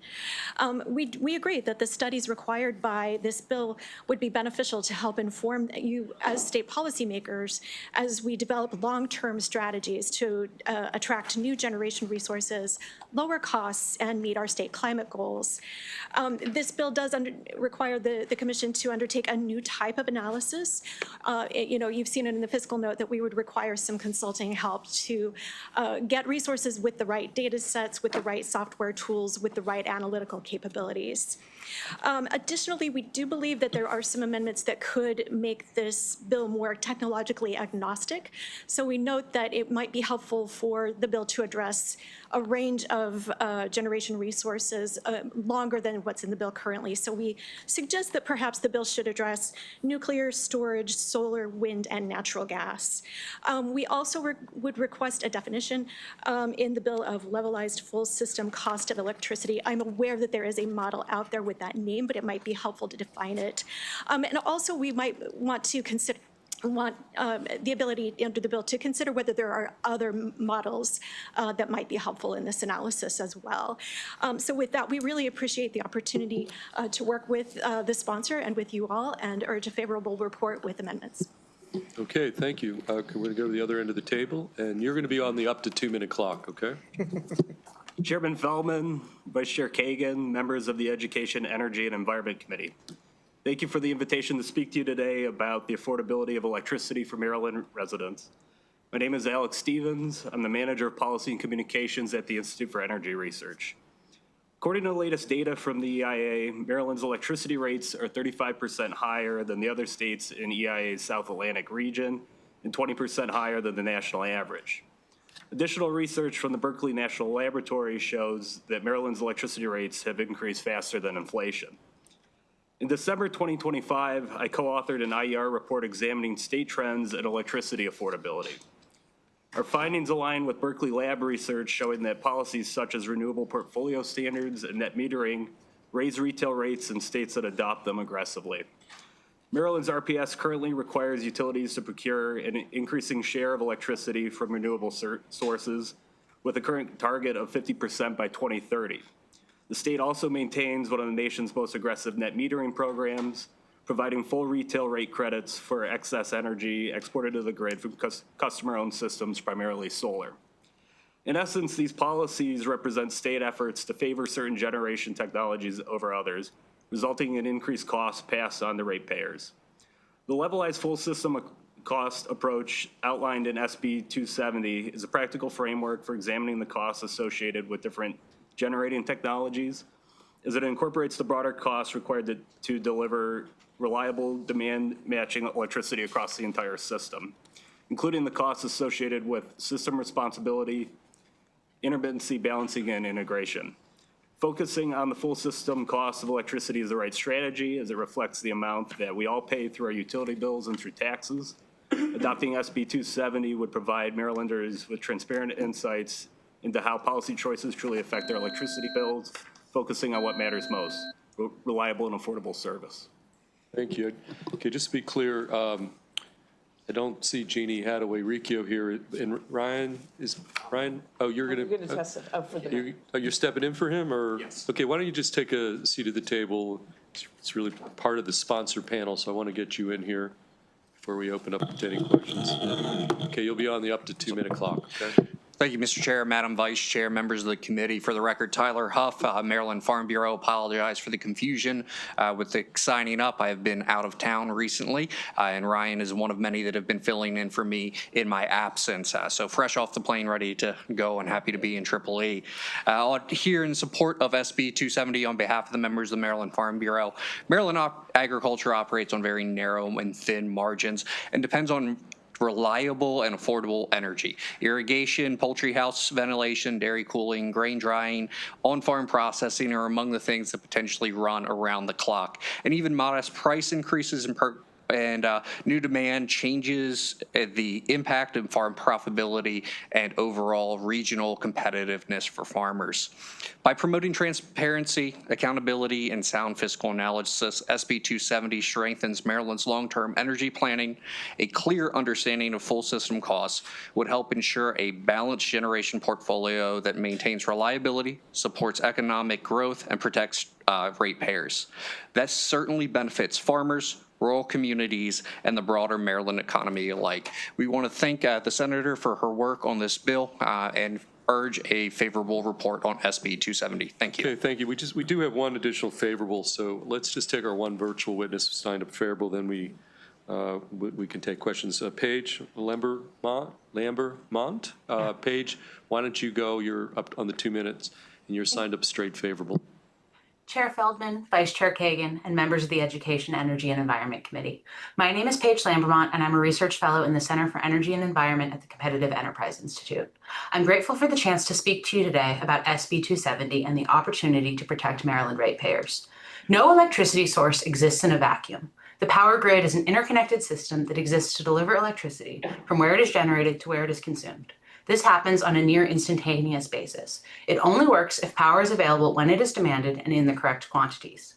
Intermittent sources, including offshore wind, struggle to provide the degree of consistency that the power grid needs to operate. To have the necessary level of consistency, there needs to be backup generation, often in the form of natural gas peaker plants. An understanding of the costs of various power sources that fails to take this into account is sorely lacking. Maryland has an incredibly high renewable portfolio standard that requires over 50% of the state's power come from renewable sources by 2030. Maryland also has high power prices, 21.34 cents per kilowatt hour in November of 2025, compared to an average of 15.86 cents per kilowatt hour for other South Atlantic states. Senate Bill 270 would require an analysis of the costs of various sources of electricity, gas, nuclear, and offshore wind. This analysis would calculate each source's levelized full systems cost of generation, rather than the cost of generating a unit of power in a vacuum, as many levelized costs of electricity do. This analysis would accurately account for the costs that intermittency imposes, so that policymakers are able to understand the true costs and benefits of various sources of electricity. This is especially important when considering policies, such as RPS standards, that impose requirements for the use of a specific type of generating source. Government should not adopt policies, such as RPS standards, that choose winners and losers in the electricity space. The first step towards protecting ratepayers from these standards is an honest accounting of what these mandates will cost. I urge you to take this opportunity to accurately account for the cost to Maryland ratepayers of different electricity sources. Senate Bill 270 helps to achieve this objective. Thank you. Okay, thank you. Now let's take questions from the committee.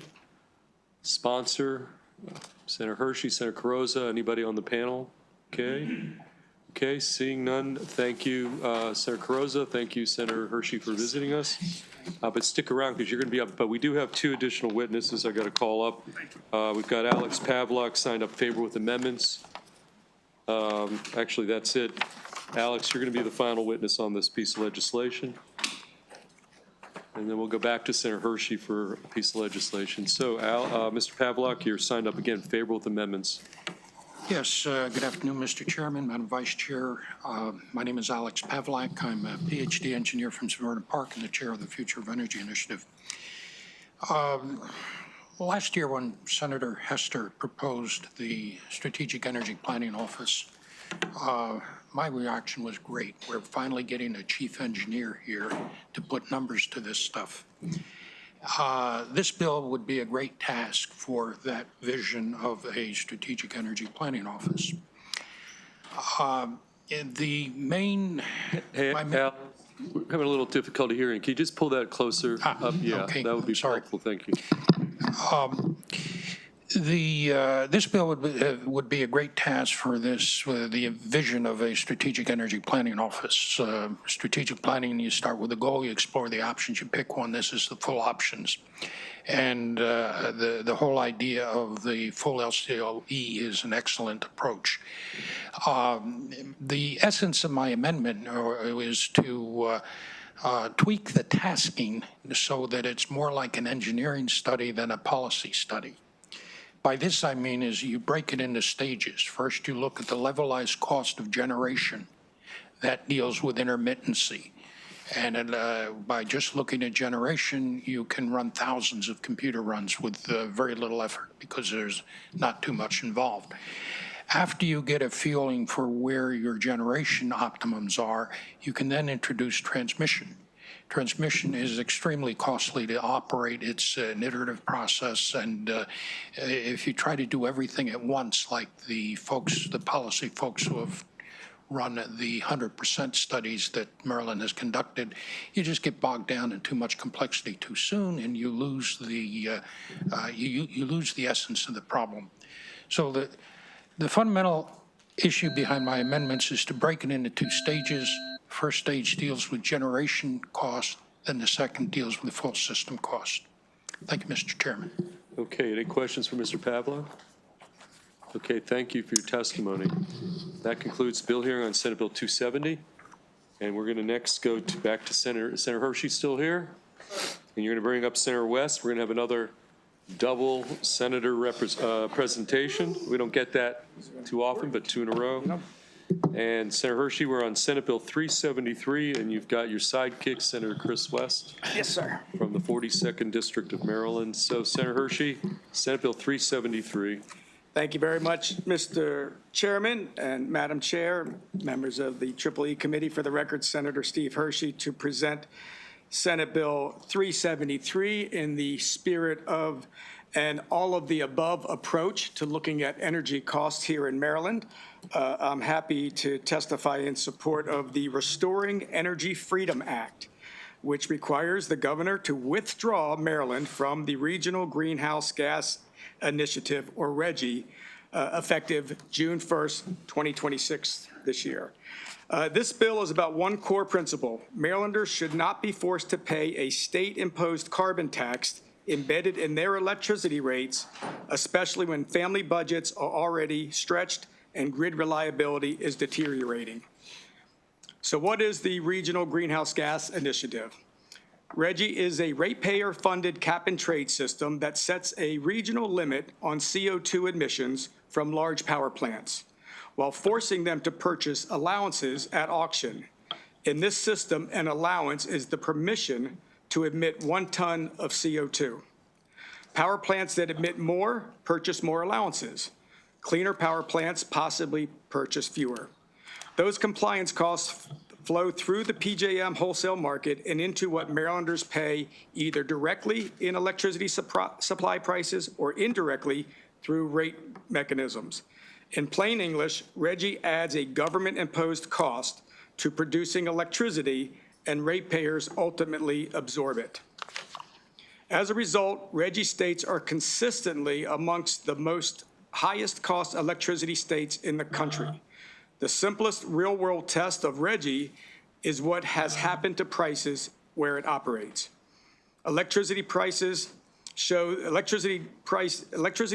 data show that multiple RGGI member states rank amongst the highest electricity price states in America, including Connecticut, Massachusetts, Rhode Island, New York, Maine, and of course, Maryland. Whatever the intent of RGGI, the lived experience in much of RGGI region has been unmistakable: higher electricity prices and faster growth in electric bills. So what are the benefits to Marylanders for paying higher prices because of RGGI? Essentially nothing. The goal of emission reduction is minimized because generation just shifts to non-RGGI complying states, and thus import states rise. While this may reduce in-state emissions on paper, giving the environmental activists something to applaud, actual emissions is simply moved elsewhere, producing no net benefit to the region. So Maryland families can end up paying more for electricity without a proportional climate benefit, particularly in a regional market like PJM, where power flows across state lines constantly. Now, RGGI supporters will argue that RGGI pays back through state-funded programs by the auction proceeds. But even RGGI-friendly economic reports explicitly rely on assumptions about how proceeds are spent and how effectively those programs reduce bills. The reality in Maryland is that RGGI proceeds are routed through the Strategic Energy Investment Fund. As we have all seen over the past couple of years, these funds have been repurposed. Mr. Chairman, I don't know how many people involved in energy policy bring the budget book, but if you want to know where the money from the Strategic Energy Fund is going, I'd be happy to go through that with you. Recent reporting and budget discussions have raised concerns that the clean energy funds tied to CEF and RGGI proceeds can be shifted to plug gaps in general fund. In other words, Marylanders are paying higher electricity bills to fund state government operations. This is a major deflection of the program itself, and one even that the environmental activists should be outraged. RGGI is a mandatory tax on electricity. and any true environmental benefits is dependent on the state's fiscal position and political choices. So why is this bill, the Restoring Energy Freedom Act, the right policy? This bill restores energy freedom and affordability by ending Maryland's participation in a program that adds to electricity costs while pushing generation out of state, in reducing upward pressure on supply prices in a regional market because a gap of in-state generation, and sending a clear message that Maryland will prioritize reliable, affordable power, not policy-made scarcity. Maryland is already facing rising bills, reliability warnings, and major cost drivers in the grid. This is the wrong moment to continue to double down on programs that embed additional costs into electricity. This request to withdraw from RGGI is practical, immediate step to remove artificial costs from Maryland's energy crisis and put Maryland ratepayers first. With that, Mr. Chairman, I respectfully ask for a favorable report on Senate Bill 373. Okay, thank you. Let's go to Senator West. And Senator Hershey, you do win the award today for the best title. I mean, it's a really good title. Great title. Restoring Energy Freedom. I've learned that from my colleagues across the aisle. It's all about the title. How you get those titles. Okay, Senator West, you take time to weigh in on this piece of legislation. Thank you, Mr. Chair. Actually, I'm not sure in my career down here I've ever used a title.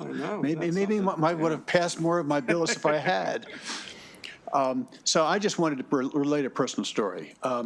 A year ago, after doing an awful lot of research in the prior summer on these issues, I put together and sent out through my system 4 long, discursive emails to everybody on my list with about 14,000 people, in which I tried to synthesize, simplify, and make clear what I had learned about these problems in Maryland with the reliability of energy and the cost of energy. As a result of those emails, I got a call. My office got a call from a fellow who I'd never heard of before. Turns out he lives in Baltimore. He came down to see me. I came to my office and sat there. We had about a half-hour chat. He is the chairman of the board of one of the 5 largest energy companies in the country. And here he is living in Maryland, even though his company has no operations in Maryland. So one of my issues has been with the Brandon Shores facility, and I just can't imagine why, given our desperate need for more electricity, we would want to in any way permit Brandon Shores to close down, which it is scheduled to do in 2029. So I turned to him and I said, you know, your company, you're huge. You've got operations all over the country. Why don't you come to Maryland and buy Brandon Shores from Talon and continue to operate it and then switch it from a coal-powered plant to a natural gas plant, which would be far cheaper and far cleaner. And he looked at me and said, Chris, I hate to tell you, but we have run these numbers up one side and down the other. We've penciled them out every which way. We can't figure how we can come to Maryland and break even, much less make a profit. And so I looked at him and I said, well, can you give me a couple of reasons why Maryland is so uneconomical for companies like yours to invest in? And his response was, well, number one is RGGI. He said it's so expensive, it puts this huge financial burden on us if we were to start producing electricity, that it would break our bank. So our people have decided we just can't do it. So I just thought I would relate that to you. There's one example. We desperately need more. If Brandon Shores closes, instead of importing 40% of our electricity, we're going to be way north of 50% of our electricity that we're importing. We desperately need to generate more electricity here in Maryland. And here is a major company which simply has decided to rule us out because of things like RGGI. RGGI's at the top of the list. So that's why I decided to come and testify in favor of this bill. Thank you. Questions for Senator Hershey or Senator West? Okay, Senator Brooks. Brandon Shores, I know it's operational, but is it generating now? Yes, oh yeah. Or is it RMR, reliability must run when we need it during the peak time? In years gone by, it was hardly generating. It would only activate it on the hottest days in the summer. Right. When we desperately needed more electricity. Right. But now there's so little electricity. Well, the mismatch between demand and supply is so narrow that Brandon Shores is, I'm informed, operating virtually full time. And the only reason they're operating is because the current owner, Talon, is being paid huge amounts of money by PJM to continue to operate. Talon wants to close it. They had plans to close Brandon Shores down, and they were forced to keep it open because PJM invoked powers they had under federal law to require them to stay open, but at a huge cost. And of course, our ratepayers are paying the cost. It's all being piped through to our ratepayers. So Brandon Shores is a serious problem. We need to keep Brandon Shores open, but coal is expensive. And if we could convert it to natural gas, and there will be a cost of conversion, but in the long run, we'll make the money back because natural gas is far cheaper to generate, and it's far less destructive of the environment. Mm-hmm. Okay, all right. I might, if I just Yes, could Senator Hershey. add to that, one of the issues with respect to RGGI and what's imposed is that generation is looking to move out of state. And so while Maryland is a state within RGGI, Pennsylvania is not. In fact, last year when Pennsylvania legislature meets all year round, last year when they were having their budget negotiations, the last item, the biggest sticking point of approving the entire state budget evolved around RGGI and the decision to either be included in RGGI or not. At the end of the day, the Pennsylvania legislature decided not to be part of RGGI. Mm-hmm. Now, what that does, it makes it cheaper to produce energy in the state of Pennsylvania. That's why we're seeing so much generation up in that state, new investment in generation there. At the same time, and I know the chair of the PSC is here, we had a conversation the other night in your committee, Executive Noms, about what's forcing these fossil fuel generating facilities in Maryland to close. And many said it was the pressure put on by the environmental community, that they were a part of it. I mean, at the end of the day, it was the Sierra Club agreement that did it. But at the same time, we heard, well, what's the economics of it as well, too? Well, the economics are also based on the fact that Maryland generation has to comply with RGGI. So while it's a 4 or 5% additional cost that Maryland generators have to pay, if it is a matter of economics, then being a part of RGGI is not helping. Mm-hmm. And that's why we're also seeing generation leave the state of Maryland. So, with respect to this bill, if the money was truly going to the benefits of the program, if we were really seeing a reduction of emissions, in the state, if we were seeing energy programs that were coming up with some measurable type of results, not just estimates, but a measurable results, then it might be one thing to stay involved in RGGI. But when we're not seeing that, when we're taking, large sums of the proceeds that the state gets from RGGI and putting it into energy assistance programs, okay, why do we have so many energy assistance programs in the state of Maryland? Well, because we've created policies that have driven up the cost of energy. And so in order to offset that, the legislatures come back over and over again and say, well, we need to put more money into energy assistance because these decisions have driven up the cost of energy. So it's that circular motion of let's keep putting energy policies in place. Oh, we can do that as long as we provide more money in energy assistance. Mm-hmm. RGGI money is going to energy assistance. RGGI, the state of Maryland puts the highest percentage of RGGI proceeds in energy assistance. Mm-hmm. Money from SEEF is going to energy assistance. We have the universal service fee, which is on your bill, energy assistance. Okay, all of these programs we've had to create to help ratepayers with their bills. The governor the General Assembly last year, $200 million, right, with the legislative relief package, went to energy assistance. The governor cuts that by $100 million.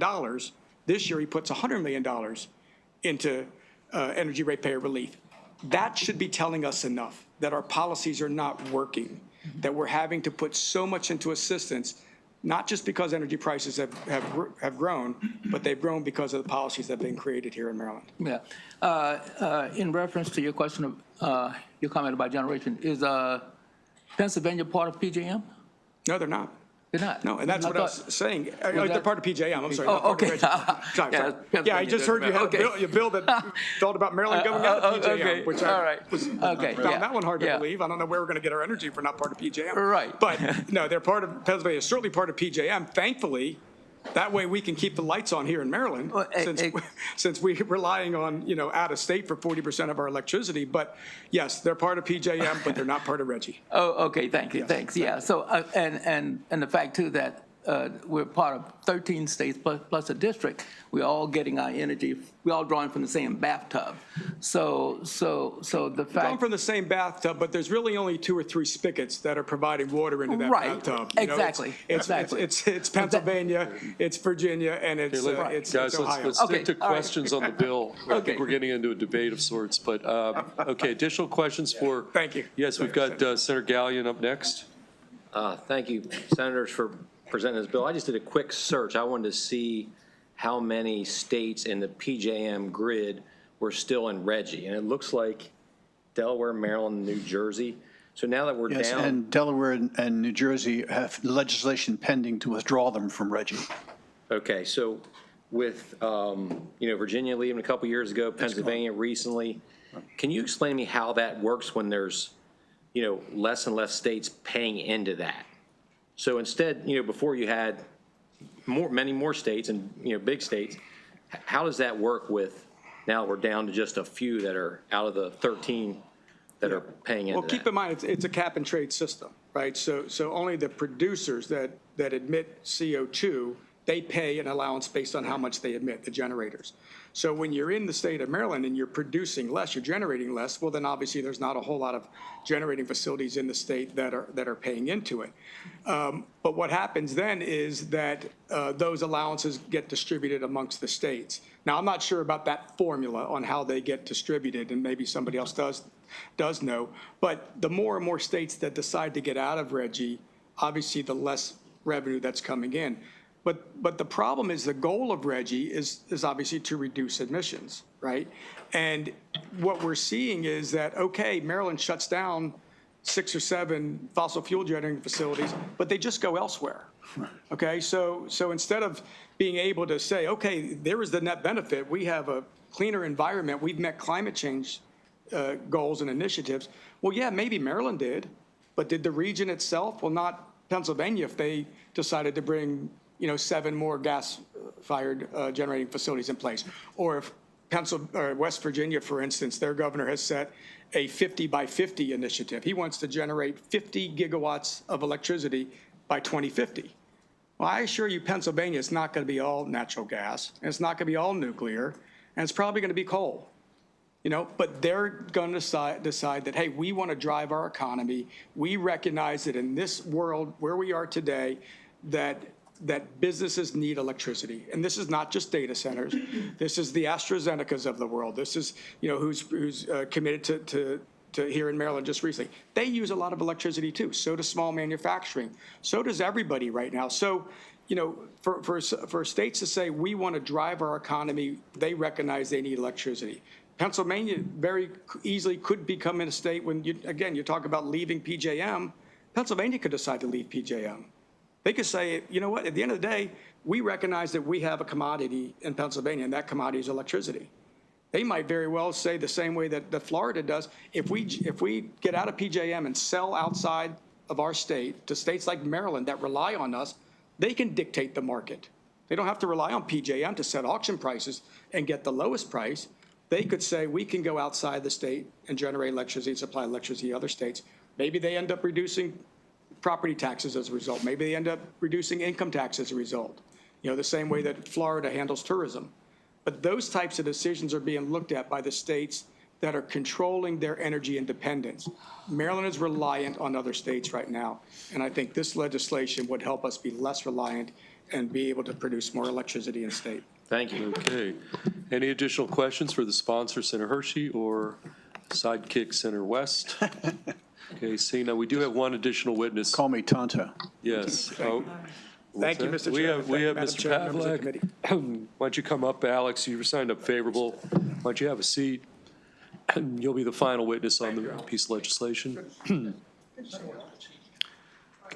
Okay, you're going to be on the up to 2 minute clock, okay? Okay, for the record, my name again is Alex Pavlak, Chairman of the Future of Energy Initiative. My advocacy is numbers. A year ago, January, I published the first of 3 op-eds that are referenced in my written testimony urging Maryland to withdraw from RGGI. Maryland's response to me has been denial. I've been told Reggie is working just fine, and it's generating tons of money, and that fossil fuel plants are leaving Maryland for economic reasons, which is all true. The fundamental difficulty here is that Reggie is imposing a $275 million tax on a $600 million a year fossil fuel industry. The fossil fuel industry cannot pay that tax and compete with other PJM plants that do not pay that tax. That's the fundamental difficulty here, is that the Reggie boundaries, the taxing boundaries, and the market boundaries do not align for Maryland. They do align for New York and New England, and gosh, I can make Reggie an outstanding climate policy where the boundaries align. But the boundaries, Maryland fossil fuel plants are competing with plants that don't pay the tax. To put numbers to it, the average fossil fuel plant in Maryland was paid by the PJM wholesale market about $36 a megawatt hour in 2025. $36 a megawatt hour. The Reggie tax is $16 a megawatt hour. A fossil fuel plant owner can't afford to pay the $16 tax and sell the electricity for $36. So what do? They go upscale. They go to become a peaker plant, which is why all our plants are peaker plants these days, because it's got a higher price. They cut back on their O&M budget, and their capital equipment base turns to junk, which is what has happened in Brandon Shores. And Reggie is bad policy because the boundaries don't align. They do in New England, and withdrawing from Reggie would be a very positive thing for the state of Maryland. Thank you. Okay, Mr. Chairman. Thank you for testimony. Questions for Mr. Pavlak? Okay, seeing none, that concludes bill hearing on Senate Bill 373. And we're going to next take up Senator Reedy on Senate Bill 545. And Madam Vice Chair, you're going to. Thank you, Mr. Chair. Senator Reedy, welcome back to EEE or EQuad. Thank you, Madam Chair. Senate Bill 545, Land Surveyors and Property Line Surveyors, Private Property Access Prohibition. And you are the only favorable witness. We'll have two witnesses to follow you. That Welcome. sounds good. Thank you so much. Madam Chair, Madam Vice Chair, and members of the committee, Senator Reedy here before you today on Senate Bill 545. And the bill is a very targeted and narrow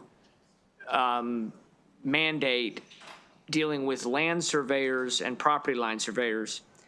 And I'll explain some of the context for it in a moment. But Senate Bill 545 would prohibit land surveyors or property line surveyors from conducting a survey on private property only during deer firearms hunting season, and only if they do not have written permission. So they need it would require written permission by the property owner to do a survey on private property during deer firearms hunting season. Now, deer firearms hunting season this year was from November 29th through December 13th and January 9th through the 11th. So it was about a 2-week period and then a 3-day period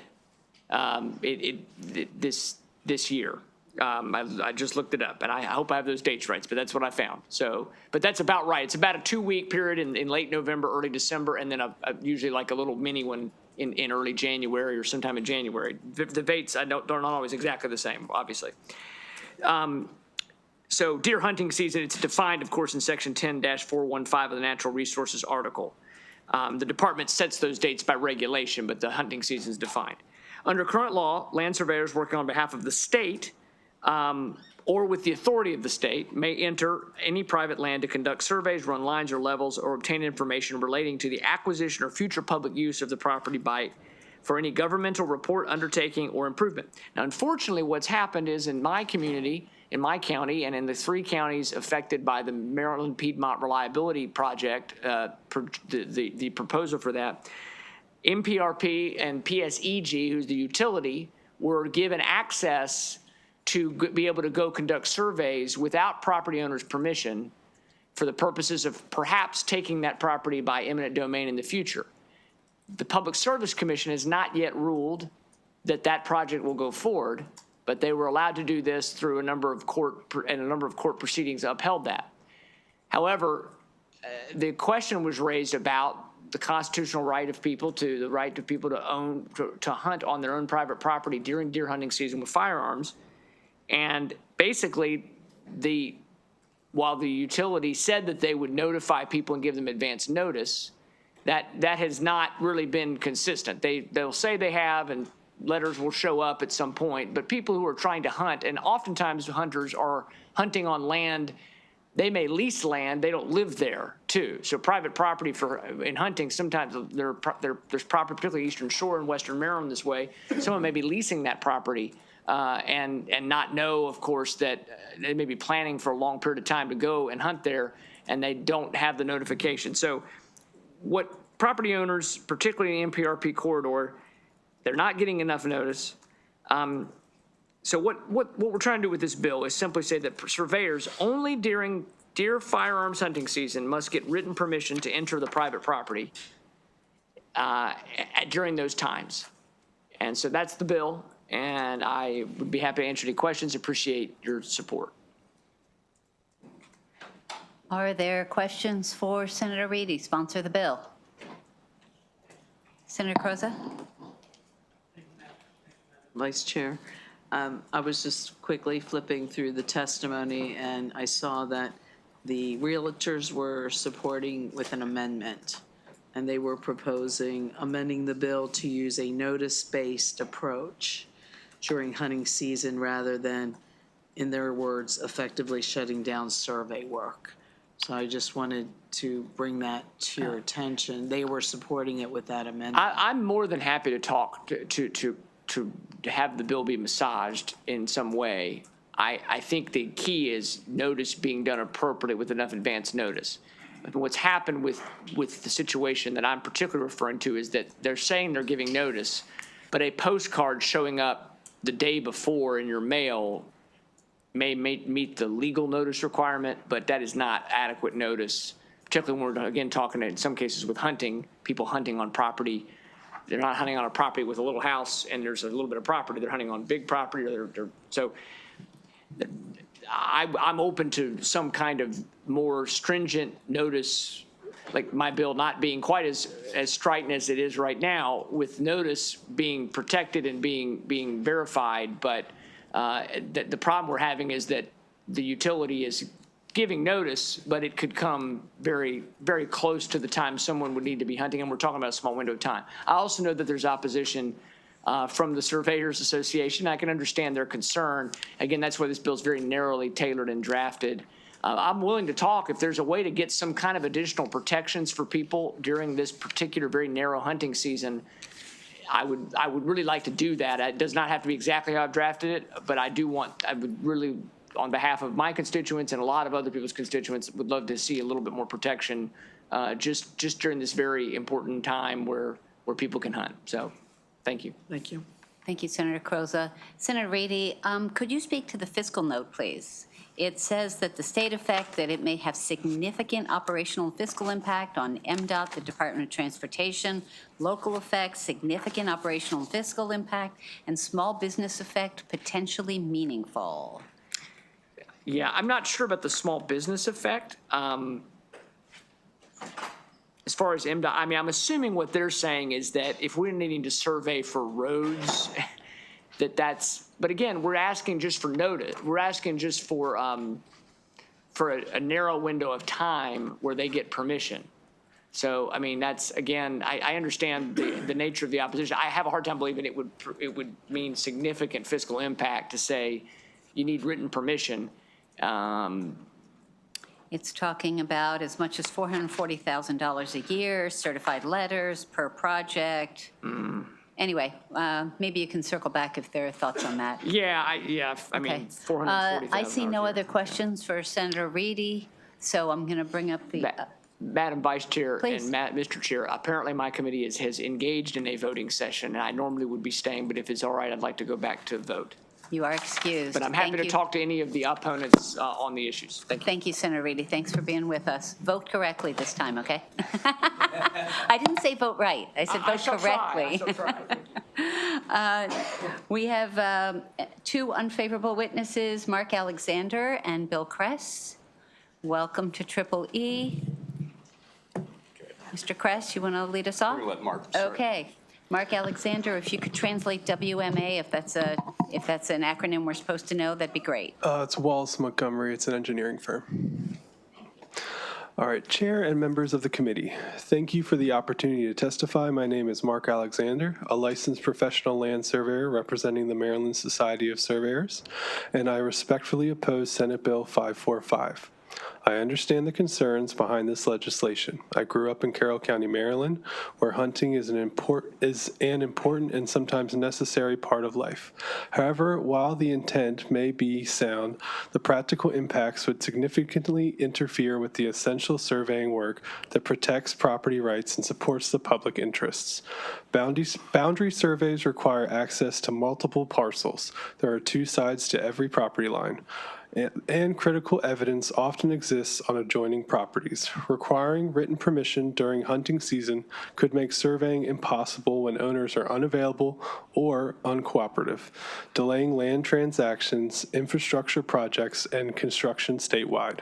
This bill also introduces criminal penalties for routine professional activities already governed by existing safety practices and hunting laws. Additionally, it applies broadly, affecting urban and suburban areas far beyond hunting lands. For these reasons, the Maryland Society of Surveyors respectfully requests an unfavorable report on Senate Bill 545. Thank you, Madam Chair, members of the committee.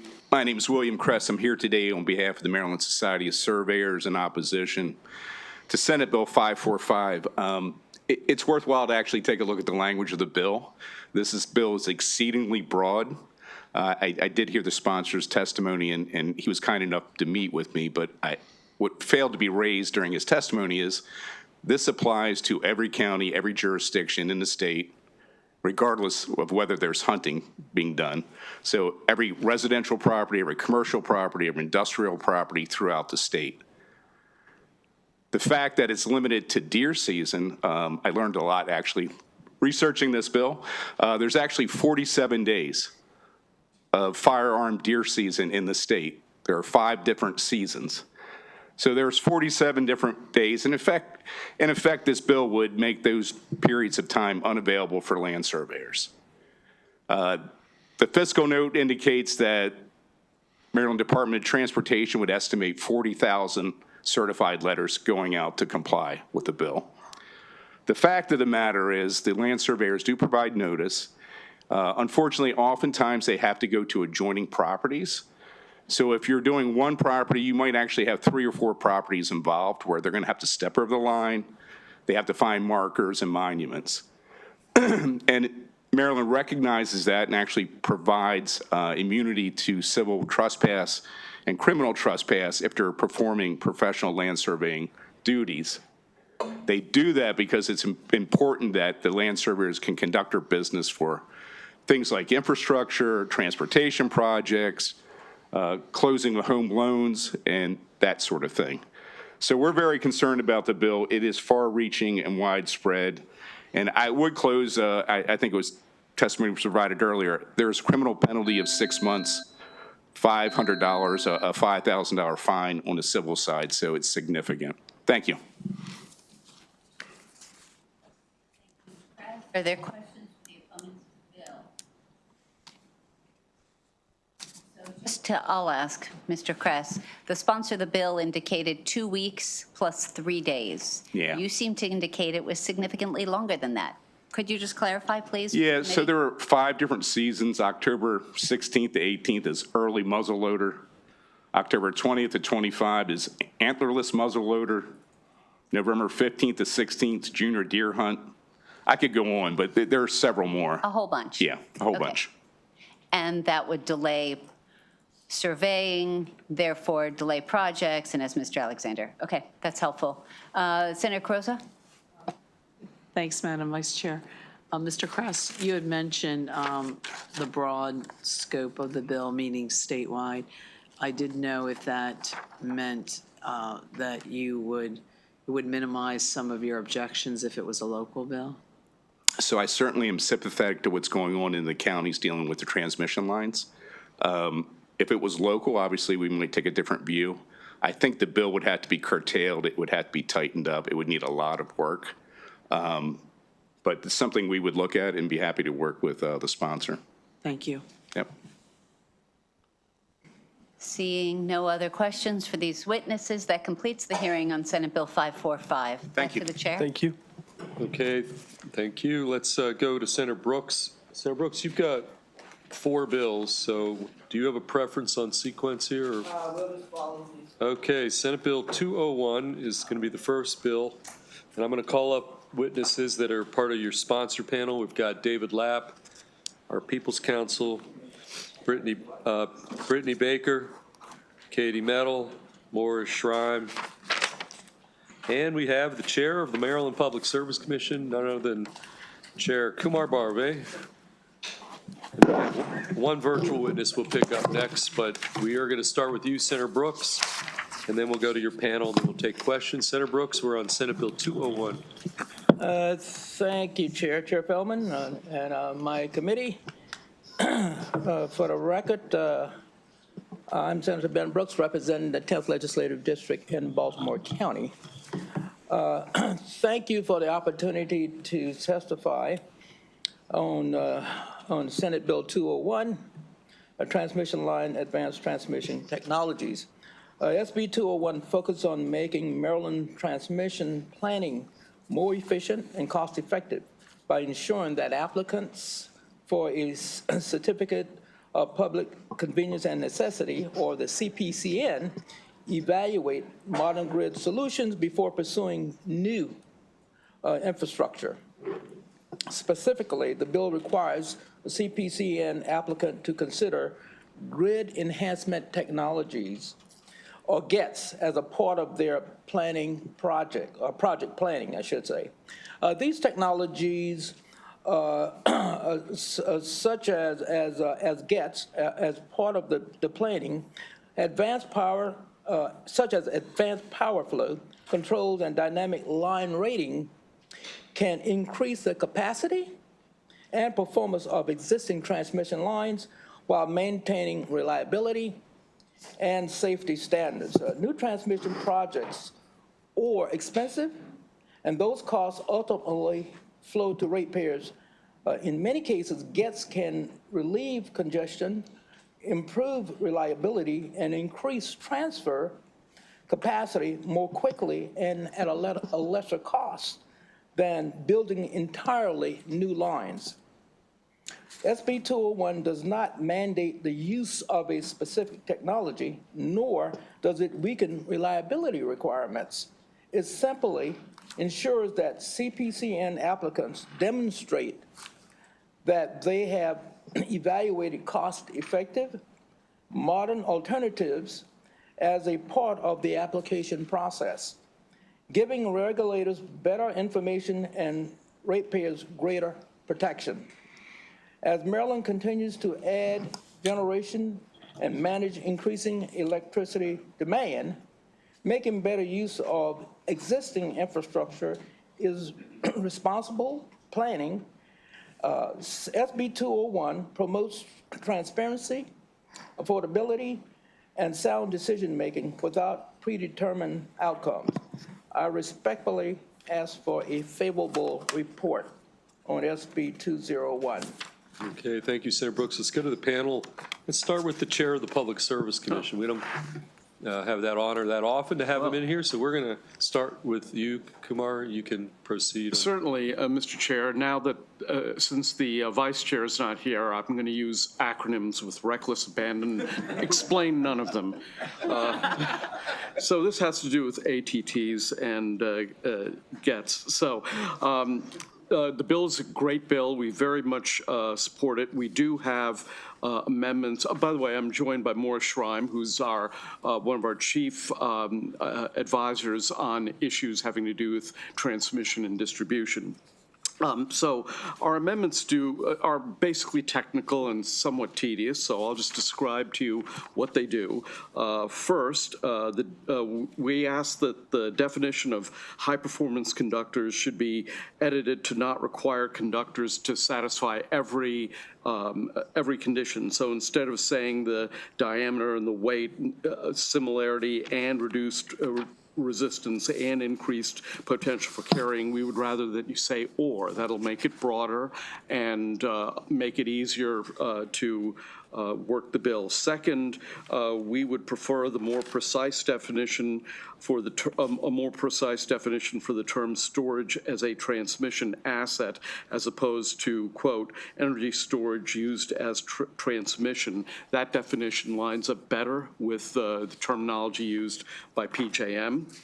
The third change we'd like for you to make is to where the bill refers to a new lead line, we would prefer instead for you to use the term transmission line so that the requirement is not inadvertently limited only to qualified generator lead lines. And finally, we would like the bill to specify that the reports that are required in the bill should distinguish between local and regional congestion drivers.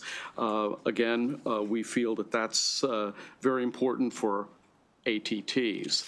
So I will tell you that these amendments were run by the House cross-file sponsor, Delegate Charkoudian, and she agreed to the amendments.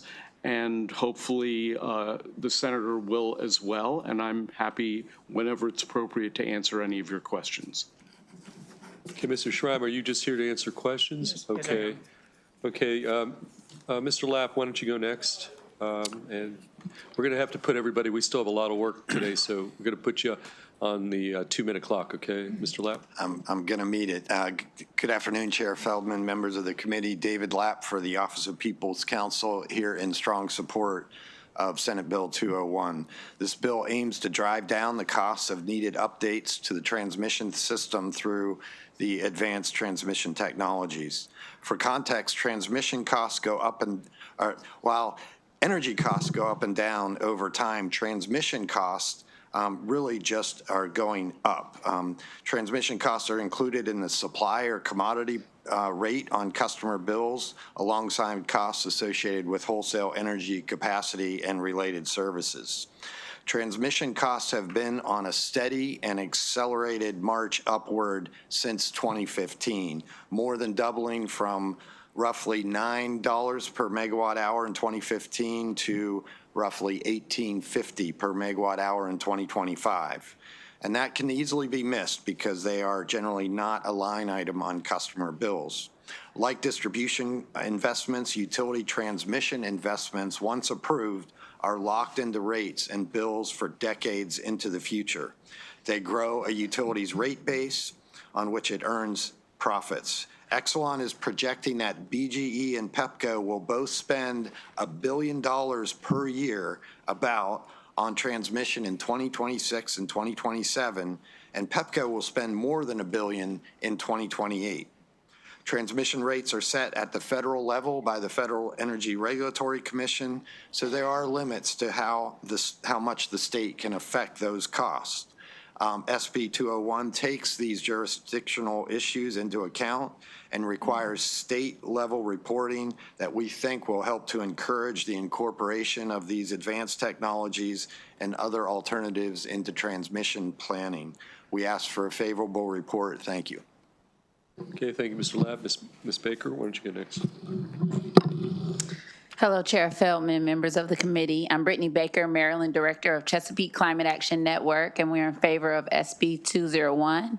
I'll speak to 3 reasons that we really like this bill. Number 1, according to RMI, grid enhancing technologies could save over $1 billion between now and 2027, specifically in reduced costs for interconnection customers. So that's projects that are getting out of the PJM queue. They get a smaller bill, so they're more likely to connect to our grid. 2, because GETs allow us to get more out of our current transmission lines and also allow us to get more out of new transmission lines, moving forward with this legislation can allow us to add over 6.6 gigawatts of additional solar, wind, and battery storage projects across the region, especially if other states also follow suit and take more state control in the review of grid-enhancing technologies and advanced transmission technologies.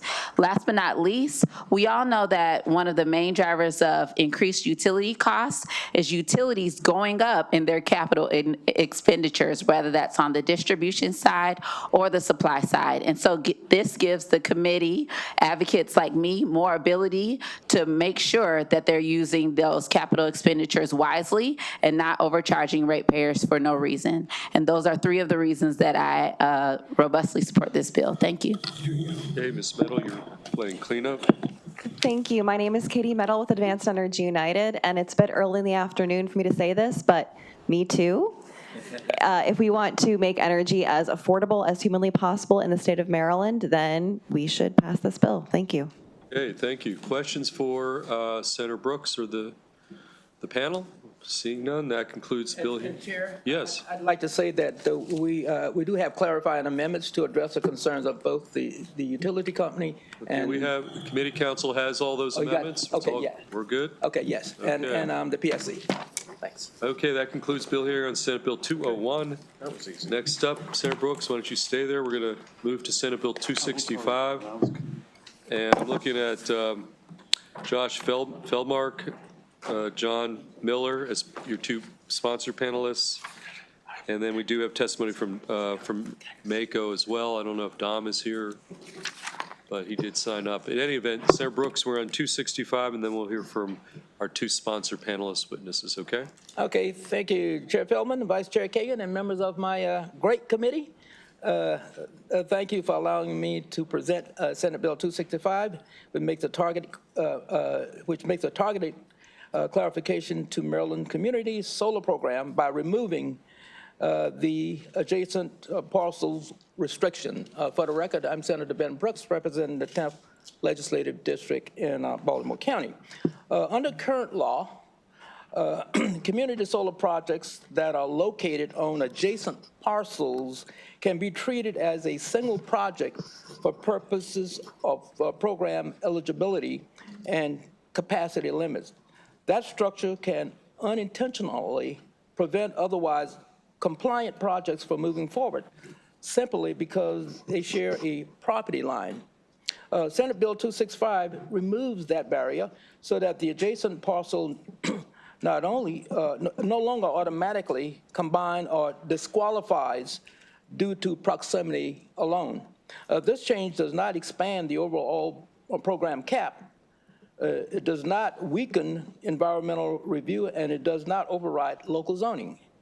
In addition, the statewide siting standards adopted under the Renewable Certainty Act remains fully in place and ensures that responsible solar development and prevents large uninterrupted expanses of solar installations. Community solar is intended to broaden across clean energy savings. The bill simply ensures that technical parcels adjacency does not unnecessarily block projects that otherwise meet all the program requirements. I respectfully ask for a favorable report. We have discussed with Mako their proposed amendments and are working with all parties to confirm the language to the extent possible to provide additional clarification for the advancement of solar developments.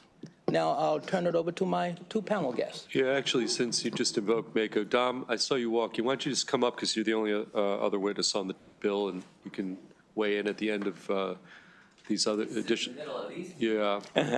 Okay. Okay. So let's start directly with Mr. Miller, and then we'll go Mr. Feldmark, and then Don. You can do it any way you want. Okay. Just why don't you lead off, Mr. Feldmark? Thank you very much, Chair Feldman, Vice Chair Kagan. My name is Joshua Feldmark. I'm from Funk and Bolton, here on behalf of Chaperton Energy, here in support of 265. I have very good news for you. This is a small, easy fix on an issue. I know when we talk to energy, they're all complicated. This one's small, and I am going to urge you, borderline beg you, to keep it simple. There are, as you will be about to hear, requests to use this as a vehicle to renegotiate the Renewable Energy Certainty Act. Most of you, if not all of you, were here for that. We're hoping that you do not take this opportunity to relitigate that entire negotiation. Also, just for the record, this bill has absolutely nothing to do with subscribers or interconnection. It is just about siting. Also, I just want to address, you hear often, you heard it during the Renewable Energy Certainty Act, and you hear it all the time about this concept of acres and acres of solar covering everywhere.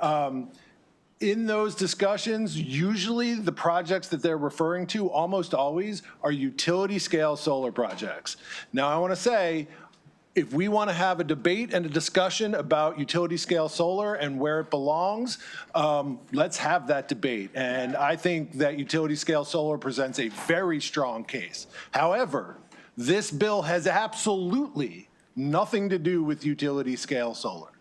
This is purely about community solar. And then with that, I should tell you that we do have a House cross-file. We were a little late, but that is coming. And with that, I respectfully request a favorable report. Okay, let's do, Ms. Miller, you want to go next? Awesome. Chair Feldman, Vice Chair Kagan, and members of the Senate Education, Energy, and the Environment Committee. My name is John Lennon Miller. I'm a resident of Howard County, and I'm representing Chaberton Energy, a Montgomery County founded and based company, which is the largest developer of community solar projects in the state. Thank you for your consideration of Senate Bill 265. The adjacent parcel restrictions placed on community solar projects in the Community Solar Permanent Program has created significant risk for project development. There is no notification process for the utility or the Public Service Commission to notify a developer that their project is adjacent to another. This creates situations where non-affiliated companies are developing projects for non-affiliated landowners who just happen to share a parcel boundary in which there's no viable method to know this is the case. So far, the way companies have become aware of this situation is by being informed by a landowner or a neighbor. As the state continues to progress on its in-state generation goals, these situations are becoming more common. We support the simple technical fix as proposed by Senate Bill 265 and respectfully request a favorable report. Thank you.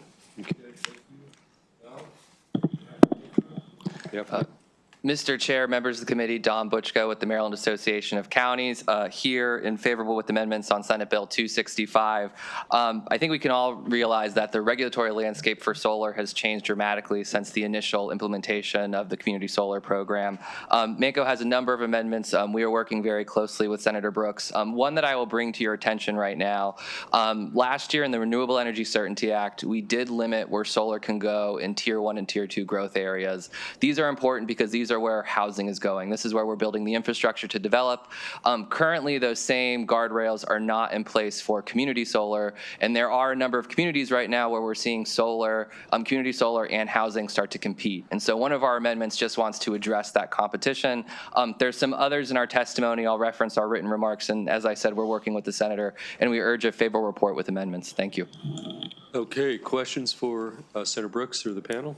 Okay, seeing none, that concludes bill hearing on Senate Bill 265. Let's move to Senate Bill 341. Senator Brooks, I'm going to call up sponsor panelists. If you hear your name, come to the table. Robin Duda, I saw Robin back there. Katie Reaver. Rico Albucaris. Brittany Baker. And those are the sponsor panelists. We have additional witnesses, but let's start just with the panel, and then we'll call up the additional witnesses after that. So, Senator Brooks, we're on Senate Bill 341. All righty, Chair Feldman, Vice Chair Kagan, members of my committee. Thank you for the opportunity to testify on SB 341, the Affordable Solar Act. For the record, I'm Senator Ben Brooks, representing the 10th Legislative District in Baltimore County.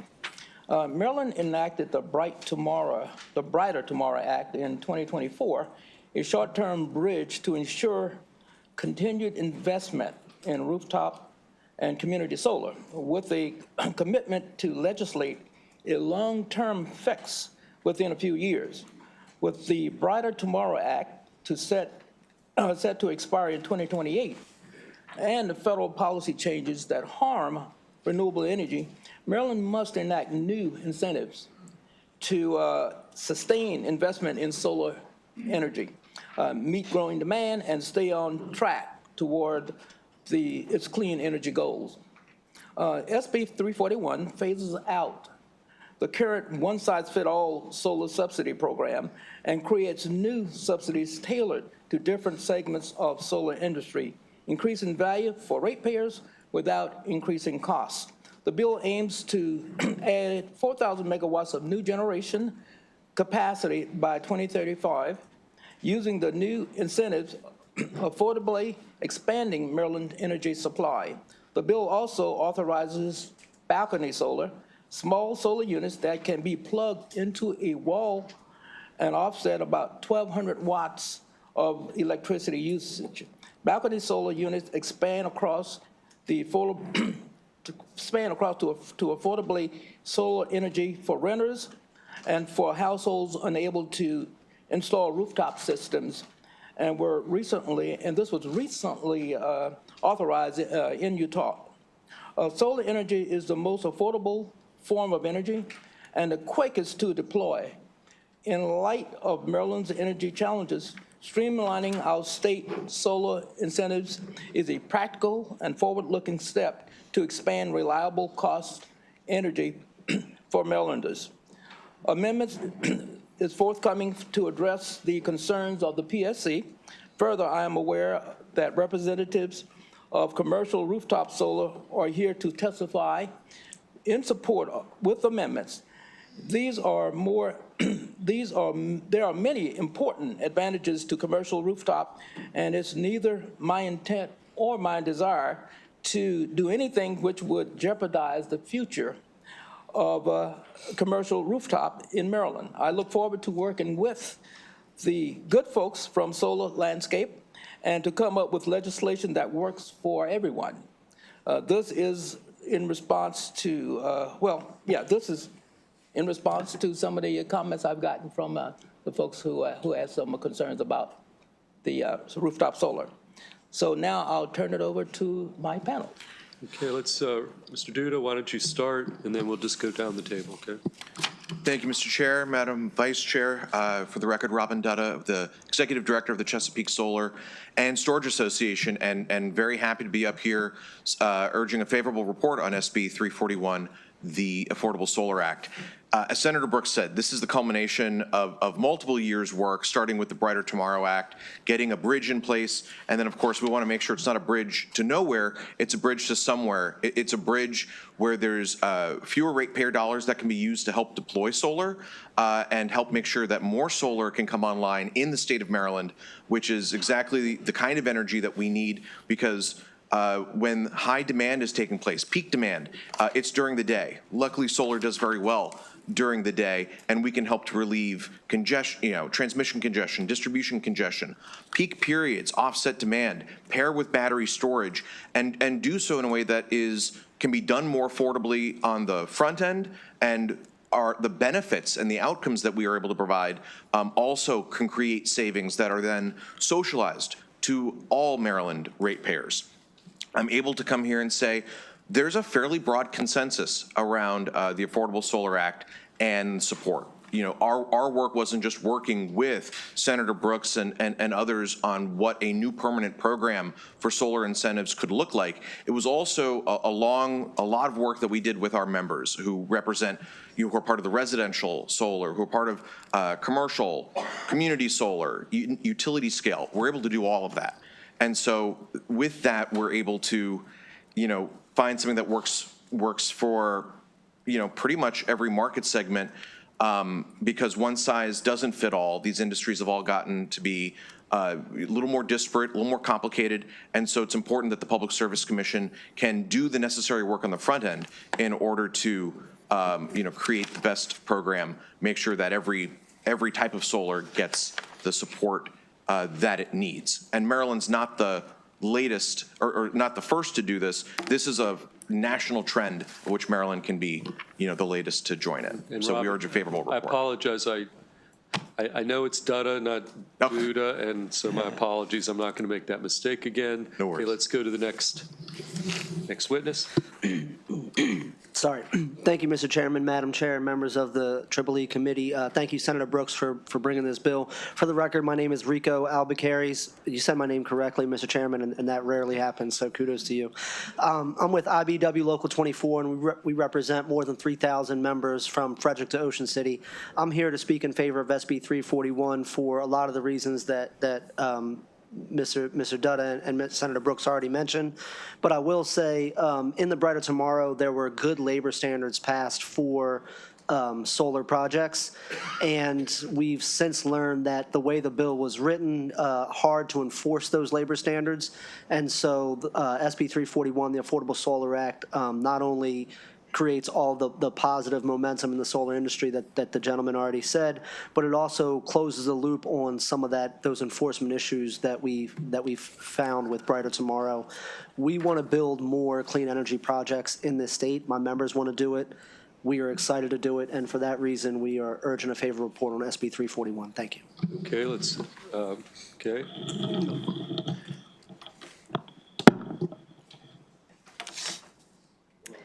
Thank you, Mr. Chair, Madam Vice Chair, members of the committee. My name is Katie Reaver. I'm Director of Legislative and Regulatory Affairs with IGS Energy. I'm here today on behalf of the Maryland Rooftop Solar Coalition. We're a trade association of about a dozen national, regional, and local companies who are focused on growing the Maryland rooftop solar market. And for rooftop solar and residential solar in particular, although each system is small, 8 kW or so, cumulative, we are mighty. We have deployed about a third of the solar that exists in Maryland today. And annually, nationally, there's over a gigawatt of residential solar installed. So we are, I think, a key cornerstone of the Maryland solar market. We are also very fast to deploy at as little as 3 months from sale to system being turned on, no permitting or interconnection delays.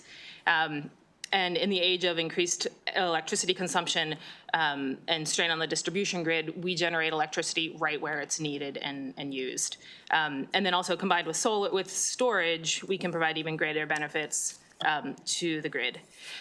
The current incentive structure, although has driven a lot of solar, right now, it pits, or 10 kW systems compete with 10,000 kW systems compete with 100,000 kW systems. And although we all deploy solar, all of the market segments deploy solar, the scale of the system and the target of the customers are very different and require different incentive structures.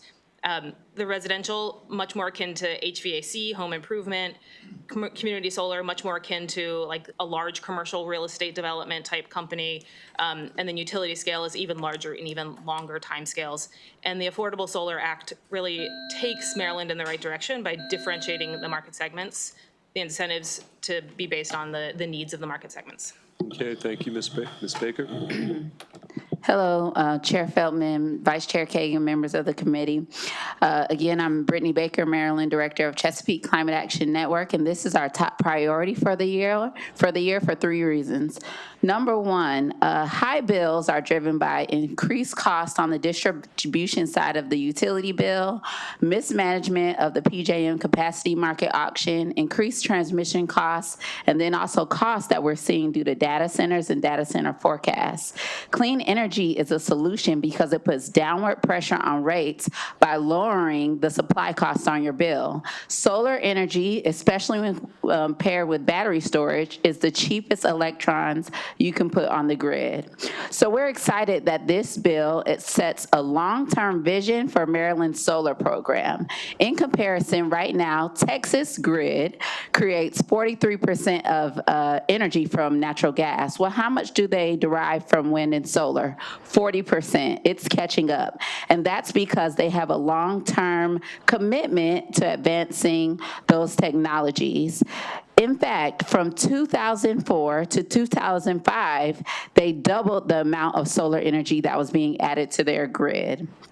And the last thing I want to say about this bill, along with the long-term commitment it provides and the market stability it provides for the solar industry, is the ratepayer impact. There's absolutely no ratepayer impact to this bill as long as we ensure that the alternative compliance payments that right now we're using for other purposes, we keep them dedicated to advancing more solar. Thank you. Okay, thank you. We're going to take questions. We'll start with Senator Gallion for the sponsor of the panel. Yes, thank you, Mr. Chair. Good afternoon. A few questions. So I was looking in the fiscal note. It looks like this would direct the ACPs, the alternate compliance payments, from CEF to instead to an escrow account. So could you explain to me how that will work and why that's being done? Is it because in the last couple budget years we're seeing money used from the CEF fund to balance our budget for general fund and different obligations? Is that why you're trying to protect that, or what was the reason of going to an escrow account there? So originally, the alternate compliance payments were designed to, when they do have to be paid, to be funneled back into making sure that solar and other renewables are able to be built in the state. As part of getting the new incentive programs to come online, by making sure that those alternate compliance payments go into the escrow and then directly fund the two new solar programs, it really fulfills the original intent and spirit of the Renewable Portfolio Standard by making sure that the ratepayer dollars used in the RPS stay in the RPS and then are used, at the end only for generation, systems that are coming online and systems that are generating. So that was the general purpose of that. That's a pretty big policy change. Like I said, in keeping with the spirit. And I think is there a concern this could increase? It sounds like you're going away from kind of like a free market model and more kind of, I don't know if government control is the right term, but is there a concern with that? I was reading, Illinois has a similar thing, and they're running up all kinds of shortfall money because of this. Is there a concern that this could lead to our ratepayers paying more for their energy bills? I've had some experience, especially when the Illinois market was getting set up to actually be on the ground there.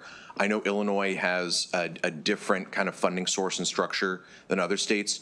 I know the Affordable Solar Act is looking most closely at New Jersey for intent and which is 20 years ago what the current SREC model was copying New Jersey, and where I don't believe there's any of that issue. Where I've also had the pleasure of doing some work and helping to set up that program as well. So and to your point about kind of the government control piece.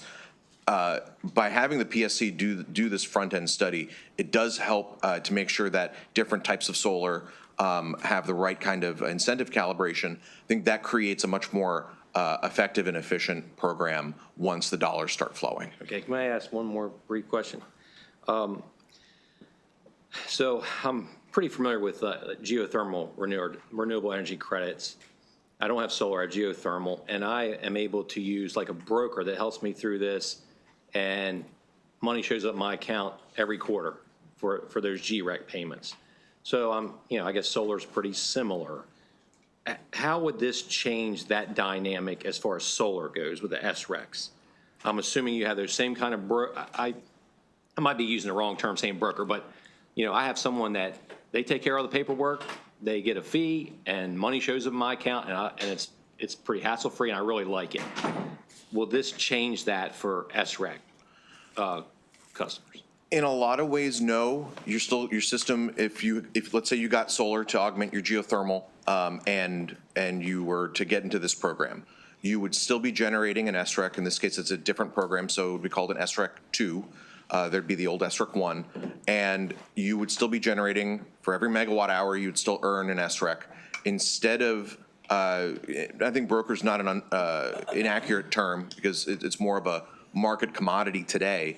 But the pricing for that would have been set by the Public Service Commission, and then as your system is generating, you're getting compensated based on the rate in which the Public Service Commission has set that rate. So in essence, it's the same. It's more how to determine the value, but how a system generates is still very much the same. Okay, thank you. And can I just add, just as a system owner, you would have certainty on what that rec value would be. So when you're going to make the investment decision in your geothermal, well, in this case it's solar, but as you're going to make the investment decision and whether you want to invest in solar, you know what that incentive level will be coming into your account, and you can really dial that into your economic analysis, as opposed to now you don't know. With mine, I kind of do. I mean, it's pretty consistent, the money I've been receiving for that. And honestly, I have a great relationship with this broker, and I trust them to be able to do that because they're the expert. I'm not. So it's a concern if this kind of takes away that choice, is what I'm trying to get at. Well, what this does is it takes away that role. It's set, it's kind of like what you have on the sticker price is what it is. The broker serves that role to kind of help today smooth that out for a consumer. Sometimes that may take away some value for the project in order to create more of that predictability. The efficiency that we're able to create with the structure in the Affordable Solar Act makes sure that it's a direct program to consumer, to system owner, as opposed to the broker serving in the middle. Okay, thank you. Okay, Senator Hester. Thank you, Mr. Chair. I'm really sorry I missed the first part of this hearing. I just wanted to, I'll have to watch the reruns, and if you already said this, then skip it. But I was just curious if overall, in terms of the trades, do you believe that this will lead to more solar being built? And what do you say to those who believe it will actually hurt the market? I don't want to dominate, but I'm happy to answer. Go ahead. I think the answer is yes. I think this program, because of the work that the PSC will do on the front end, will create a lot more stability and market certainty and predictability for consumers who are looking to go solar, for companies who are looking to do more work in Maryland, having the set incentive levels for if you're in commercial rooftop or carport or community solar or utility scale. Well, not communities, utility scale would be the procurement side, but residential, what it is. You can build business plans around it with quite a lot of certainty. And so, simply I think the answer is yes. Now, it's a program transition. We want to make sure it's as orderly a transition as possible. And so, and I think the bill does that fairly well. But once the program's up and going, without question, yes. And then one follow-up, if I might. Yep. Why do you believe this is the best deal for ratepayers? I mean, Can I speak to this actually, Robin? And I was going to piggyback on the same question, but I think it answers. So the opposition, when they say this program won't build more solar, is because they look at what happened in New Jersey. But New Jersey was on the other side of the situation when they implemented this program. So when we talk about alternative compliance payments, we say that, oh, it's the utilities doing the wrong thing, but it's not. It's a cap so that the SREC price doesn't increase the utility costs for ratepayers. New Jersey had a really high cap, and so their SREC prices were high, and so when they implemented the program, it did slow down their solar industry because they were paying so much. But here, our ACP price is very low, and that's why we're paying so much in ACPs every year, is because the SREC price is higher than that. We're not buying SRECs. So by making the SRECs more tailored to the specific industry and the specific project, we'll be more efficient in our program, getting more solar built without increasing costs for ratepayers. Thank you very much. Thank you, Mr. Chair. Okay, additional questions? Okay, Vice Chair Kagan. Thank you, Mr. Chair. Colleagues, witnesses, solar is about heat. The other end of the thermometer is freezing cold and ice. And I just wanted to announce that the women's hockey team just beat Canada in overtime 2-1 in the Olympics. Okay, just to be, for the gold medal. For the gold Okay, you didn't mention that part. Okay. Any additional questions for, we have additional witnesses on this bill, so, okay, thank you, Sarah Brooks, and to the panel. I'm going to call up some more folks who've signed up favorable. Is Phil Reynolds here? Okay, Mr. Reynolds, why don't you come up? Okay, Evan Vaughn, I saw Evan Vaughn in the back. Why don't you come up, Evan? And then just sticking with the favorable, we have one virtual witness favorable, and then we're going to pivot to favorable with amendments and then some unfavorable. So, okay, Evan, why don't you start, and then we'll go to Mr. Reynolds. And again, you're both signed up straight favorable, okay? So, right. Mr. Vaughn? Sure thing, Mr. Chair. It's going to be on the up to 2-minute clock. Great. Mr. Chair, members of the committee, Evan Vaughn. I'm Executive Director of the Mid-Atlantic Renewable Energy Coalition. We represent large-scale solar, wind, and battery storage developers operating here in Maryland and across PJM. I'm going to try to hit on a few things that weren't touched on previously. We like this bill because we think it will help right-size incentives and move more large-scale solar deployment forward in Maryland in an increasingly competitive time across the PJM grid. I think we all know the federal tax credits for wind and solar are going away. That doesn't mean that utility scale solar in particular, which is the cheapest form of new electricity generation, is going to cease being built. But it does mean that it's going to require developers to make more difficult decisions about where they spend their capital. Whereas in the past, they may have had 10 projects they wanted to invest in across the country, and now they may have 3. And whether or not those projects end up landing in Maryland is really what I think this bill is going to help. It'll make sure that the incentives are right-sized for utility scale solar to overcome some of the barriers to all kinds of generation in the state. I think you all have talked about the siting challenges for energy generation in the state, interconnection costs, which are high because transmission congestion is significant in the state of Maryland. This will allow for a developer through a competitive process to say, this is how much incentive we need to actually pull the trigger and make sure our project will pencil. And because multiple developers will be bidding at the same time, they're incentivized to bid at the lowest possible level that will make their project pencil. And so at the end of the day, the state will understand this is the best price we can get for large-scale solar, and if we say yes, this project will go forward, provided there's not a permitting issue or something like that. So we think this is a smart policy that'll prevent there from being a so-called valley of death after those federal tax credits go away. Folks are making their decisions right now about whether to join the interconnection queue or not for the Cluster 1, which ends in April, and so this would send a strong signal to get more projects in that queue. Thank you. Hey, Mr. Reynolds? Thank you, Chair Feldman, Vice Chair Kagan, and distinguished committee members. I'm Phil Reynolds. I'm representing the Maryland Episcopal Public Policy Network. For 35 years, I worked on environmental policies with the United Nations, and I'm very committed to this. We strongly support SB 341. We believe that clean, safe, and renewable energy is essential to preserve God's creation, including God's people. Our church has passed numerous resolutions limiting fossil fuel and supporting a clean energy future. The church is also committed to environmental justice. We support the Affordable Solar Act for the following reasons. First, the legislation establishes a target of 4,000 megawatts of solar capacity being contributed to the grid in Maryland by 2035, sorry. Second, it protects funding for renewable energy from being diverted to offset Maryland's deficit.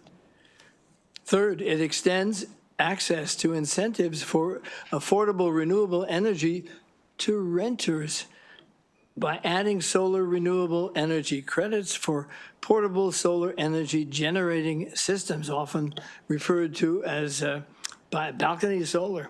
This legislation furthers environmental justice by offering opportunities for renters to generate electricity and benefit from tax credit. This will strengthen solar renewable energy credit program in a way that lowers energy costs, accelerates the state's transition to clean energy, and promotes environmental justice. Therefore, we urge a favorable report. Thank you, Chair. Let's take our one virtual witness signed up favorable, Sky Richmond, and then we'll take questions. Okay, Ms. Richmond, you're signed up favorable as well, and so you've got up to 2 minutes. Good afternoon, Mr. Chairman, members of the committee. For the record, my name is Sky Richmond. I am the campaign and policy coordinator at the nonprofit Bright Saver. We are the first and only nonprofit dedicated to building a plug-in solar movement in the United States. And I thank you for the opportunity to discuss my support of SB 341 and specifically to discuss this plug-in solar provision that would allow the people of Maryland to access balcony or plug-in solar and really take control of their rising energy bills. Plug-in solar reduces the amount of electricity a household must purchase from the utility, which directly lowers their monthly bills. And this technology is accessible to homeowners, renters, and condo residents alike, ensuring these energy savings are not limited by housing status. And with a 1,200-watt system, the savings can be more than $400 annually in Maryland, which can really be life-changing for so many households. When paired with battery storage, these plug-in systems can provide backup power during outages, which can improve household resiliency and reduce pressure on the grid during peak demand hours. Importantly, plug-in solar is a market-driven solution. You know, this provision does not require any type of public spending, and it simply removes an outdated barrier and creates a regulatory framework to allow consumers to choose a product that already exists and is widely used internationally. There's over 4 million households in Germany and Europe that are saving money on electricity through the same technology for the past 10 years with no safety issues. Importantly, we support this provision because it prioritizes safety and grid integrity. The bill, as written, requires compliance with nationally recognized testing laboratory safety standards and NEC codes. And this would not, Maryland would not be inventing new safety rules. They would just be applying existing nationally recognized certification standards to the technology. Thank you for your time and consideration, and we urge favorable report. Okay, thank you. Let's take questions for the two panelists or the virtual witness, all signed up favorable. Okay, seeing none, thank you to everybody. Thank you. Okay, we're going to pivot to some favorable with amendment testimony. First, we'll start with Melanie Santiago-Mosier from the Public Service Commission, David Simmons from, well, Solar Landscape. Is Mr. Simmons here? Mark Schottinger. Is Mark here? Bill Castelli here? Mr. Castelli? Okay, those are the favorable with amendment witnesses, and then after this, we'll go to unfavorable. So, Mr. Castelli, since, actually, let's start with the Public Service Commission. We'll go down the table. Okay, Melanie? Yes, thank you, Mr. Chairman, Madam Vice Chairman, and members of the committee. Melanie Santiago-Mosier, I'm a commission advisor at the Public Service Commission. Thank you for the time. We're pleased to offer testimony in support of this bill with amendments, as mentioned by the bill sponsor. With these amendments that we understand are forthcoming, this bill offers stability for Maryland's solar development landscape. It represents a fundamental change in Maryland's solar policy. It significantly expands the Commission's role with regard to how solar is developed, financed, and procured. With the necessary additional personnel and consulting resources as amended, this will be a bill that we can implement. I do want to address the remarks that have been made about zero ratepayer impact. There is a bit of nuance to that, so we can talk about that if you would like to. We do support the inclusion of portable solar. In its current form, the bill does require the Commission to oversee and enforce certain labor provisions. We are not equipped with the expertise to do so, so we look forward to working with the sponsor in the committee on some amendments that would perhaps make that authority fall under a better entity, perhaps the Department of Labor. In general, we support this bill with the amendments that we believe are forthcoming and look forward to your questions. We urge a favorable report with amendments. Thank you. Okay, thank you. Let's go down the table. Who wants to go next? Mr. Castelli, why don't you go next? Thank you, Mr. Chair, members of the committee. Bill Castelli with Rifkin Wiener Livingston on behalf of Solar Landscape. They are an industrial and commercial rooftop solar company. We want to thank Senator Brooks for meeting with us and certainly our goals align with his goals in terms of creating more in-state generation and saving ratepayers money. So we really appreciate the conversations we have and look forward to, addressing the concerns they have just about making sure that these projects stay on track. With me today are Mark Schottinger, Chief Legal Officer and President of Solar Landscape, and David Simmons, the Vice President of Markets and Policy. At a time when the federal rules have created uncertainty and certain Maryland programs are facing their sunset, we do believe it is extremely important to create a sustainable future for solar. Creating that in-state generation and getting it online quickly is what is going to save ratepayers money. We think that commercial rooftop offers the fastest way to get those electrons to the grid. And I know that Mark and David are going to talk a little bit about their business model and also talk about some of the challenges. Thank you. Okay, thank you. Ms. Casella, keep going. Let's go. Tell us who you are. I'm Mark Schottinger. So thank you, Chair and Vice Chair and all the committee members. I'm Mark Schottinger. I'm one of the owners of Solar Landscape. And Solar Landscape is the largest commercial and industrial rooftop solar developer here in Maryland. We have 85 projects. They all participate in the community solar program, and we aim to be developing hundreds of megawatts or more projects in the coming years. And with that in mind, that's why we're here to talk about the Affordable Solar Act, and really appreciate Senator Brooks's leadership on this and the dialogue. And as he mentioned, we're here, supporting with amendments because as the bill is currently drafted, as much as we fully agree with the intent of the bill, I think it unintentionally creates a window of uncertainty for REC pricing for commercial and industrial rooftop projects that will cause us to have to pump the brakes on developing new projects in Maryland for roughly an 18-month period. And given the urgency of getting new electrons on the grid in this energy crisis and the federal changes over the past year, we really need to be going faster and doing more instead of slowing down. And the basic issue is if we don't know the REC value, we can't price our roof leases, which is our site control, and we can't, finance the project. So we need to get certainty on that. And we should be doing more of these projects because they're super valuable for the ratepayers, right? And that's because they go very fast. We connect at the distribution level. We have a rinse and repeat form of site control, and we've never had a single NIMBY protest over one of our projects because the panels are effectively invisible on the roof.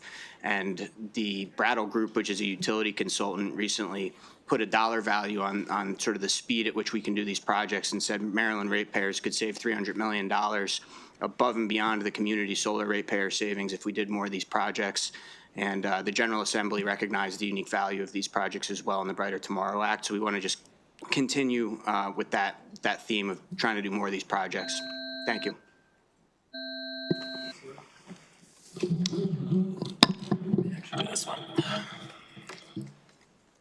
Thank you, Chair Feldman, Vice Chair Kagan, and members of the committee. It's a pleasure to see you all again. My name is David Simmons, also testifying on behalf of Solar Landscape. We greatly appreciate the sponsor's engagement on this issue and his comments regarding the value of commercial industrial rooftop solar. We've also had the pleasure of speaking with nearly every member of this committee and have heard pretty consistent support for the value that this segment can provide to Maryland and its energy future. Solar Landscape is supportive of the bill's intent, as we've said, and believes that targeted amendments could make sure that there's no accidental chilling effect on the commercial and industrial rooftop solar segment as we transition from one regime to the next. Maybe just a quick illustration to explain what we're concerned about here. If we were to start a project today, it very well might come online in 2028 after the effective date of this bill. But even at this early stage to move forward, we would need to secure financing from a financing partner. And those financing partners are going to need to understand which incentive framework is going to apply and how much the project will get paid. So, right now we have some concerns that the way the legislation is currently drafted, those financing partners might not be entirely sure about how that would shake out, and they might then therefore have to assume the worst. Amending the legislation to give these projects clarity would help us secure financing and would in turn help make sure these projects get built. In addition, there's separate legislation this session to expand and extend the Brighter Tomorrow multiplier. This legislation would make it so projects couldn't qualify for that anymore. And so we would recommend two relatively simple fixes to the legislation. The first is to create an explicit floor price for REC compensation for commercial and industrial rooftop projects, so our financing partners have certainty about what they can expect. And the second is to allow projects under the new regime to continue to receive the Brighter Tomorrow multiplier. We very much look forward to continuing to collaborate with the sponsor and the committee on this, and are happy to answer any questions. Thank you. Let's take questions for this favorable with amendment panel. We've got Senator Hester. I was just curious, like, how united the solar industry is on this bill. I mean, we've heard for years that, Brighter Tomorrow was kind of a bridge to reform, and this is the bill to actually do the reform. Is there, and I know that some of the aggregators of the RECs are not in favor of the bill, obviously, but is the solar industry united?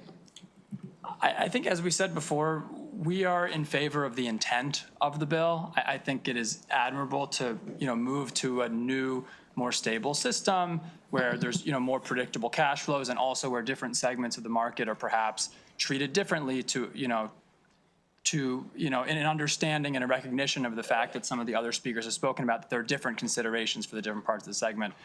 I think, candidly, the transition from regime 1 to regime 2, I'm not sure we necessarily agree with how, we definitely do not agree with how it was written today, and are concerned that even if we might land in a better place 2 or 3 years from now, that we might have a chilling effect on the market in the interim period. And so we're really focused on, making sure that we can resolve that particular issue. I'd just add that I think the industry is generally pretty aligned on this, and it's really just this matter for us of making sure we avoid this kind of window where there's this price uncertainty, and it is particularly applicable to the size of project that we're doing, because we're doing on average like 100,000 square foot roof, and our development time, we can get a project on a big roof built and turned on in as little as 12 months. On average, you're looking more like 12 to 24 months. So we're kind of like perfectly in the crosshairs of this gap in this bill. Whereas if you were residential solar, your timeline from knocking on somebody's door and saying they want to do solar is very quick, where they're not going to be dealing with that uncertainty, and they don't need as much sort of headroom on knowing their prices 18 months, 2 years down the road. And if you're grid scale, you're looking at like a 5-year plus sometimes development timeline. And that's also why the particular kind of project that we do is sort of a Goldilocks of value, because in this rate crisis, we can get big scale projects built and turned on in this very short window, but we can't if we don't know the economics of them like 18 months to 2 years in advance, because that's when we have to go sign a roof lease with a building owner, and I have to price the roof lease based on the project economics, and I can't do that if I don't know the project economics. Sure. So then with your amendment, is the certainty that this bill would provide like better than punting for another year? I think it's good to not punt for another year, because it sort of, this is my 3rd year coming down to Maryland, and I think this was discussed last year, and I do think it's time to, sort of say what the new normal is. And we're actually headquartered in New Jersey. I'm from Jersey, and we have like 70% of the market share there for community solar, and I lived through the transition that a few people have referred to. And it's actually this gap that we're talking about is something pretty critical to the New Jersey program that included that this one does not currently include. So we're not reinventing the wheel with what we're suggesting in these amendments. It's adding a thing that would cover this gap. They did include that in the New Jersey program. And I've forgotten what your question was, so I don't know if I answered it. Okay. Okay, let's go to Senator Watson now. This bill is all about compensation for solar projects, right? Specifically rooftop? The larger bill is for all different kinds of solar. And do all these different types of solar still have to go through PJM approval?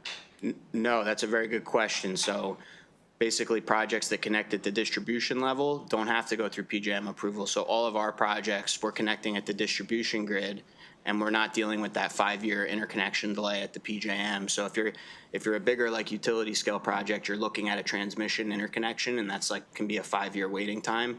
With our projects, you're on average more like 6 months to get an interconnection response from the utility at the local distribution level. So these projects could potentially leapfrog what's been held up in PJM queue for a while, waiting for interconnect. I don't know if I think of leapfrog the same way you do, but like those projects in the PJM, I would think would still keep going, and we could simultaneously be doing projects at the distribution level, right? Which is kind of how I think of it. Just there's an energy crisis, we need more, and we should be going all of the above as fast as we can. So let me ask you this, because you led right into my question. We need more. How much more do we need? So what we've been told is that if we don't do anything, by 2027, we're going to experience all these rolling blackouts. I have not had yet one person tell me how much energy do we need and how much is currently sitting in the queue for PJM. I need to know what that delta is. I mean, and of course, you guys know we have other bills that we've been looking at. Other entities want to do more generation as well. Well, generation for generation's sake doesn't really help us if they're not getting deployed, one, but also, how do we know if we're tracking the need with what is being built? That's just excellent question. So before you go, like we had the same question, and that's why we got the Brattle Group to assess this. Yeah. So the Brattle Group study, and we'll make sure you have a copy of it if you don't already, it looks at the projected additions to generation in the PJM and the projected increase in demand, and there's a enormous, never before kind of seen gap there. And that's sort of the definition when I say we have an energy crisis. And what Brattle modeled with respect to specifically commercial rooftop solar was, what if we added a gigawatt of commercial rooftop solar, which is feasible for our industry. And that's where they concluded that, there would be $300 million worth of ratepayer savings from that, above and beyond the community solar savings. So when we do a gigawatt of this, there's community solar subscribers who are getting, 10, 15, 20%, whatever the percentage is off of their bill. But then beyond that, there would be this broader ratepayer savings because you're mitigating that rate crisis by adding new electrons. Sorry to cut you off. No, I mean, I would just say, I think a big part of it is about speed, right? So there's this mismatch between how much energy is needed and how much is going to be generated. And we're very supportive of a broad base of different generating assets in Maryland and elsewhere. But I think the problem is many of those solutions will take 5+ years to bring online, right? Even 10 years in the case of something like nuclear. The nice thing about these commercial industrial rooftop projects, to Mark's point, is that they can be brought online so quickly, right? So they're not going to exclusively and entirely fill that gap between supply and demand, but they're one of the few short-term tools we have at our disposal to start closing the gap in year 2 and 3, as opposed to waiting all the way until year 5 and beyond. Okay, thank you. Any additional questions? Okay, seeing none, we do have let's see, 2 unfavorable witnesses. We've got John Fiastro. I see Mr. Fiastro here. And we've got Ian Ayers, and then 1 virtual unfavorable. Is he in the queue? Okay. Ms. Fiastro, why don't you lead off, and then we'll take Mr. Ayers, and then we'll take our 1 virtual unfavorable, and then that'll be the witnesses for this piece of legislation. Mr. Fiastro. Thank you, Mr. Chairman, members of the committee. My name is John Fiastro. I'm here on behalf of my client, the Maryland Renewable Energy Certificate Aggregators Coalition. I want to make 3 points today. First, that the bill before you is a reaction to a miscalibration of the state's renewable energy portfolio standard. That is why we have high ACP payments, where they're not properly calibrated in terms of percentage or in terms of ACP, sending the wrong market signals. So instead of repairing that 2019 legislation, the bill before you intends to replace it with a totally new construct, a construct which, once installed, will be very difficult to walk back. It is a procurement, and a procurement for renewable energy via solar over the course of 15 years. Now, that procurement does something that the RPS didn't previously do, and that is to shift risks from the developer to the ratepayer. The developer will get certainty. The ratepayer will bear the risk, will pay for that certainty, not just for that 1 year or 2 years, but for 15 years. And what does that risk cost? What does that risk cost? That risk, in the bill, we heard in a previous panel, that there would be no impact to ratepayer.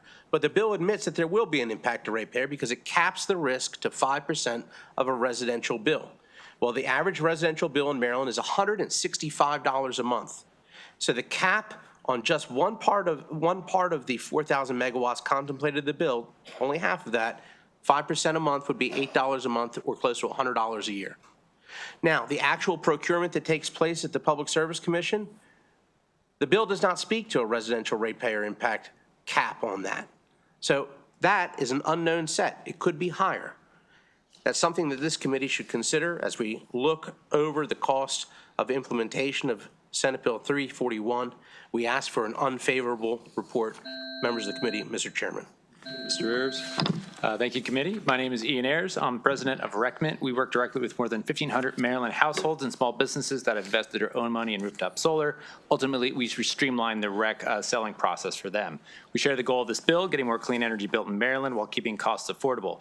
This bill proposes a whole new ADI framework that is not the best if you do want affordability and speed. It's going to be expensive, it's going to introduce transition delays and uncertainty, and it's going to be a complex new program for the commission. And it's going to lock in these high costs for ratepayers for up to 15 years. There's other states with ADI models that I don't think are the exemplars that the bill proponents say they are. And you can see some of the stats in my written testimony. The ADI framework is much heavier than this open REC framework that we have now, which is simple and cost effective when the market is tended to. But we've heard people say that the current program is just too costly. It's because of these ACPs. And yes, that's happening, but it's fixable. So I should mention, we heard about CEJA, the Clean Energy Jobs Act from 2019 and its subsequent edit.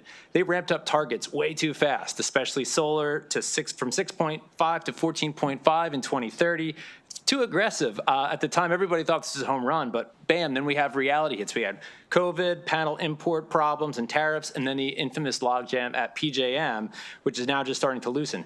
The goalposts needed adjustment in light of those realities. And so, you know, we got Brighter Tomorrow, we got siting reform, things are actually trending up.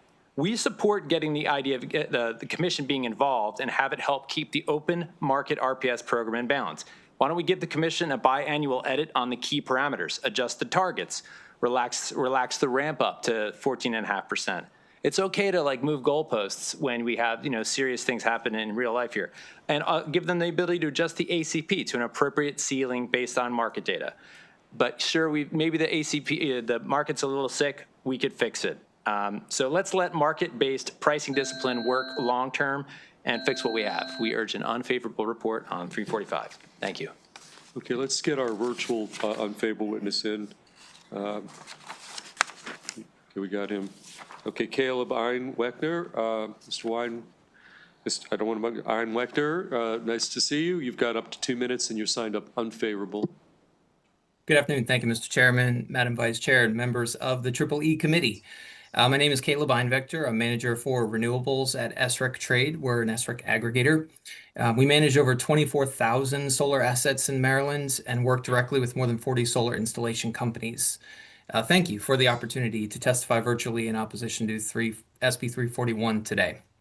I want to make a couple of points. First, SB 341 creates a substantial new financial exposure by requiring long-term fixed payments for 4,000 megawatts of new solar projects, as John mentioned, without a clear cap on those program costs. Developers would receive 15 years of guaranteed SREC 2 revenues, shifting that risk, again, away from project owners and directly onto Maryland customers. Even the bill's so-called 5% net bill impact isn't really a firm limit because it allows projected future benefits to count against real immediate customer costs. And with the state exempt explicitly from financial responsibility, any procurement errors, price spikes, or overruns would fall entirely on ratepayers, enforced through a new non-bypassable surcharge on all customers. Second, since the passage of the Brighter Tomorrow Act, Maryland has already seen improved project economics and stronger solar growth, driven by higher SREC values and market-based price transparency. SB 341 puts that momentum at risk. By replacing a tradable REC market with fixed incentive blocks without defining their levels or values, the bill reduces transparency and flexibility. A similar model in New Jersey, as mentioned, saw build rates decrease between 2023 and 2025 to less than half of 2022 levels. Maryland risks repeating that outcome, just as we're gaining traction. In closing, Maryland cannot afford to adopt a bill that potentially increases ratepayer costs, introduces uncertainty, and could slow the growth of solar at a critical moment. For these reasons, we respectfully urge an unfavorable report on SB 341. Thank you for your consideration. Okay, thank you. Questions for either the two witnesses at the table or virtual witnesses on favor? We've got Senator Watson. Yes, sir. Yeah, thank you for that. For the virtual witness, because you had mentioned the Brighter Tomorrow Act. So is the uncertainty the result of not knowing ahead of time what incentive levels the PSC will choose? Is that what creates the uncertainty? Yes, yeah, I believe our friends from Solar, the installation panel, uh, put it best, where their investors have a hard time signing on to a project if they don't know what the incentive value is. And because of the ACP right now, we have a relatively good idea of where the cap is. So then it's a free market dependent on how close we can get to that cap. All right, thank you. Thank you. Okay, additional questions?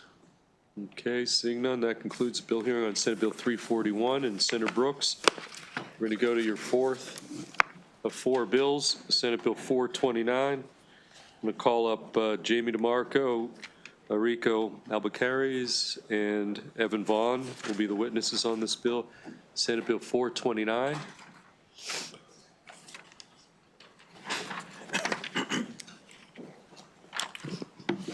Okay, Senator Brooks, All right, floor is thanks, yours. Chair Feldman, Vice Chair Kagan, and committee members. For the record, I'm still Ben Brooks. Thank you for the opportunity to present Senate Bill 429. That's a study of land-based wind. SB 429 is a straightforward planning bill. It does not mandate construction. It does not pre-approve projects, and it does not override local authority.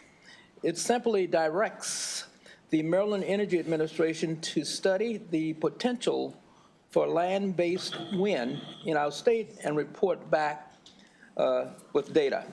Right now, Maryland imports 40% of its electricity. At the same time, families and businesses are facing higher and volatile utility rates. Whether or not land-based wind ultimately provides or proves viable in certain regions, we should make that determination based on updated analysis, not assumptions, formed years ago under different market and technology conditions. The bill ensures that any future conversation is grounded in fact. Grid reliability considerations, environmental impacts, and community input. Military compatibility, including coordination with installations such as the NES Pack River, and economic feasibility. A study is not a commitment to bill, it is a commitment to inform decision-making. And if the findings show limited opportunity, then with clarity, we should target potentials with the proper safeguards. We have a roadmap. We can either, in either way, Maryland would benefit from better data as we plan for reliability, affordability, and long-term energy security. SB 429 is about responsible planning, nothing more and nothing less. I respectfully ask for a favorable report. We have one amendment that removes the requirements for the analysis of how a land-based wind and Adams radar system have coexisted elsewhere. However, it has since been determined that PACS hosts the only Adams radar system in the country. Therefore, we remove that requirement. The amendment and reprint has been provided to each of you. We had a very robust discussion with PACS, who has no opposition to the bill. They appreciated the collaboration, and they're in fact conducting some studies on their own, so which would complement this legislation. So I respectfully, here again, request a favorable report. And now I'll turn it over to. Okay, let's go to our three witnesses. Why don't you start, and then we'll go down. Thank you, Mr. Chairman, Madam Chair, members of the Energy, Education, and Environment Committee. My name is Rico Albuquerque with IBW Local 24, represent more than 3,000 electrical workers from Frederick to Ocean City. I've heard a lot sitting in the back there today about the energy needs and the energy crisis that we're in, and we just feel that studying all of the possibilities, and if it makes sense to have land-based wind somewhere in the state, it makes sense economically, it makes sense environmentally, then why wouldn't we go forward with that? And so we think studying it is a great thing, and hopefully the committee agrees, and that's why we urge a favorable report on SB 429. Thank you. Thank you, Jay. Mr. Chair, Madam Vice Chair, members of the committee, thank you for the opportunity to testify. My name is Jamie DeMarco. On behalf of the Chesapeake Climate Action Network, we urge a favorable report. Land-based wind is a very affordable energy resource. Levelized cost of energy is $49. Compare that to natural gas, levelized cost of energy is $72. So natural gas is 50% more expensive than land-based wind. State of Maryland has tremendous land-based wind resources on the Eastern Shore and in Southern Maryland. And land-based wind has been deployed in Maryland and Western Maryland. There's about 245 megawatts already installed.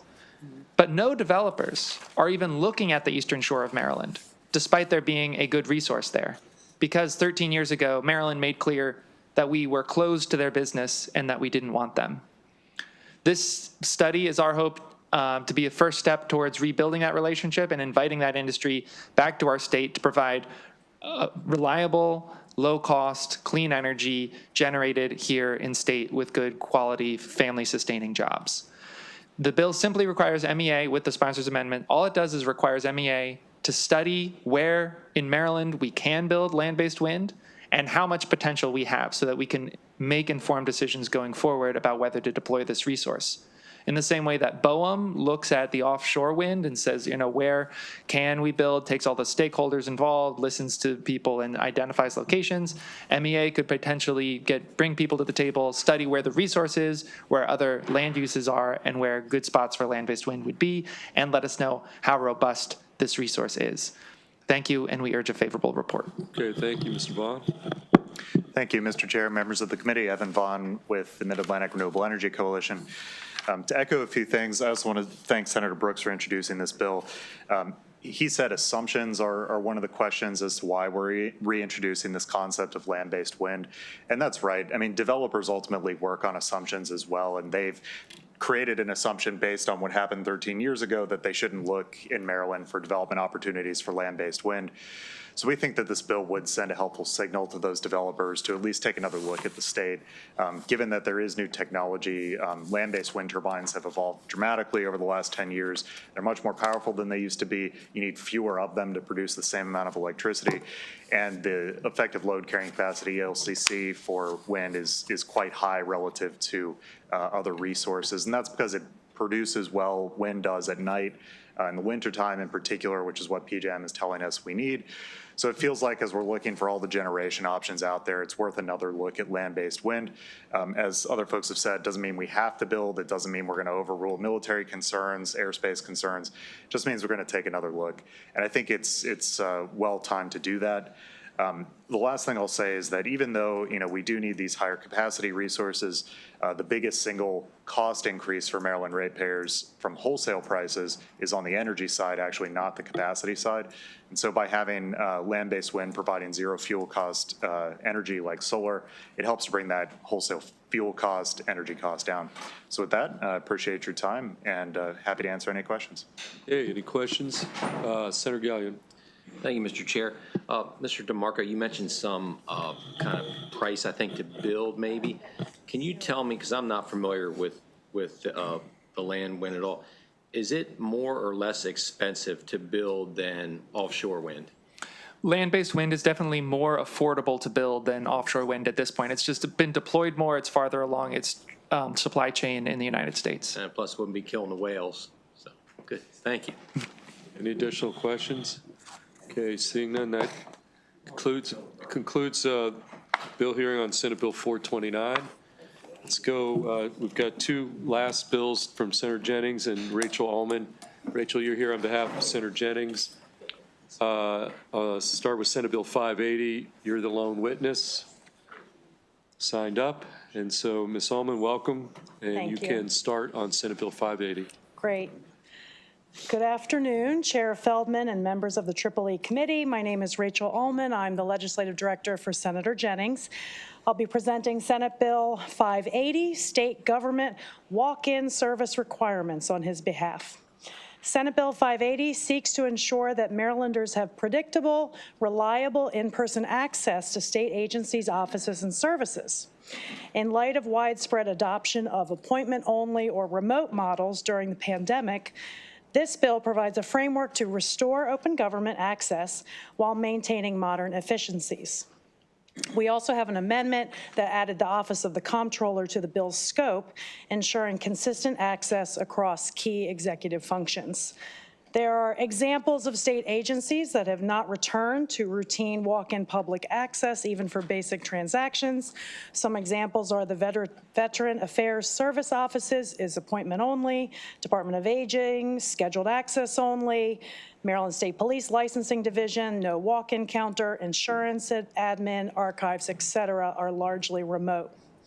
Constituents of ours, particularly older adults and individuals with disabilities, struggle to navigate the online systems or phone queues. Legislative offices like ours frequently have to intervene due to delayed or lost documents, conflicting information, or inaccessible services. Appointment-only systems can create barriers for those with limited digital literacy, inconsistent technology access, or language challenges. There is currently no statutory requirement for state agencies to offer predictable in-person service. This bill does not mandate full reopening. It provides a clear mechanism to ensure at least one consistent, predictable day or method for in-person access. It guarantees the public a reliable option.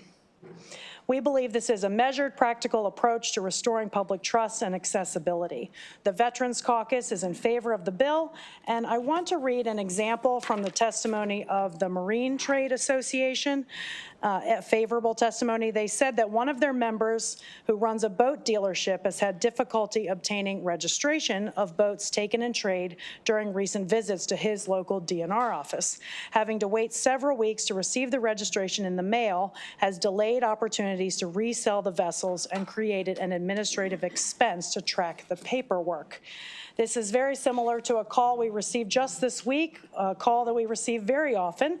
A constituent lost the car title that he requested was lost in the mail. He called the MVA to ask if he could come in and pick it up. Instead, he was told that he could not come in person and he would have to make an appointment, but the available appointments did not fit within the timeline of what he needed to sell his car, so he called us. We worked with the MVA to schedule a next day appointment, but why couldn't he receive the services he needed sooner without our help? I also wanted to mention we reviewed the letters of concern from the various state agencies and want to point out that the Department of Legislative Services analysis differs in opinion, stating that they believe the cost will be a fraction of the millions of dollars that some of the agencies have estimated. I also want to state that the bill does not say first come, first serve. Kind of like going to the nail salon. If someone has an appointment, they will be in front of you, right? I want to make that clear since some of the letters did mention that. The bill does not say first come, first serve. We are open to an amendment to remove the Maryland Business Express. The Department of Commerce mentioned that, and we really appreciate DLS's indication that potentially some agencies simply just need to advertise their walk-in services and that they already potentially would comply with this bill. As a result, I respectfully urge a favorable report on SB 580. Thank you. Okay, questions for Ms. Allman? Okay, seeing none, that concludes bill hearing on Senate Bill 580, which brings us to our 15th and final bill of the day, Senate Bill 581. Ms. Allman, and then we do have two witnesses. So I see Richard Reinhardt and is Patrick Mulford here? Okay, so those are the only two witnesses on this last bill. Richard, your sign of favorable amendments, but let's take Ms. Allman's testimony first, then we'll take yours, and then that will be, call it a day. Great.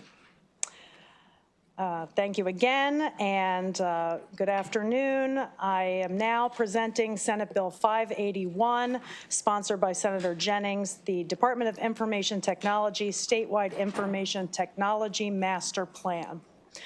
SB 581 establishes a requirement for the Maryland Department of Information Technology to release a comprehensive master plan within 1 year of the start of each gubernatorial term.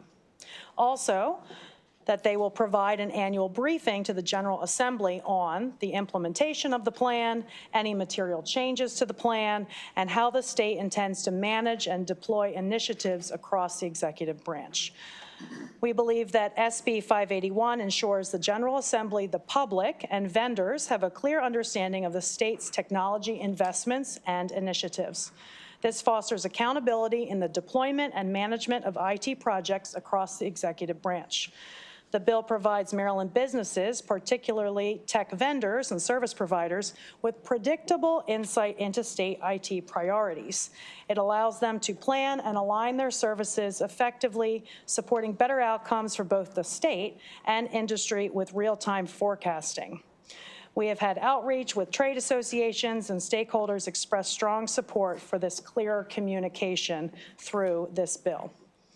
The bill provides a structured mechanism to understand what the state is developing annually, and by requiring a master plan at the start of each gubernatorial term and annual updates, the state can proactively address emerging technology needs. The bill promotes transparency, strategic planning, and stronger collaboration. It provides clear insight into those technology initiatives, and I especially want to thank Director Savage and her team for working with us on an amendment to strengthen the bill, and we respectfully urge a favorable report on SB 581. Okay, great. Let's take Mr. Reinhardt's testimony, and then we'll take questions. Great. Thank you very much, Mr. Chair, Madam Vice Chair, members of the committee. Switching gears from energy to IT is somewhat refreshing, right?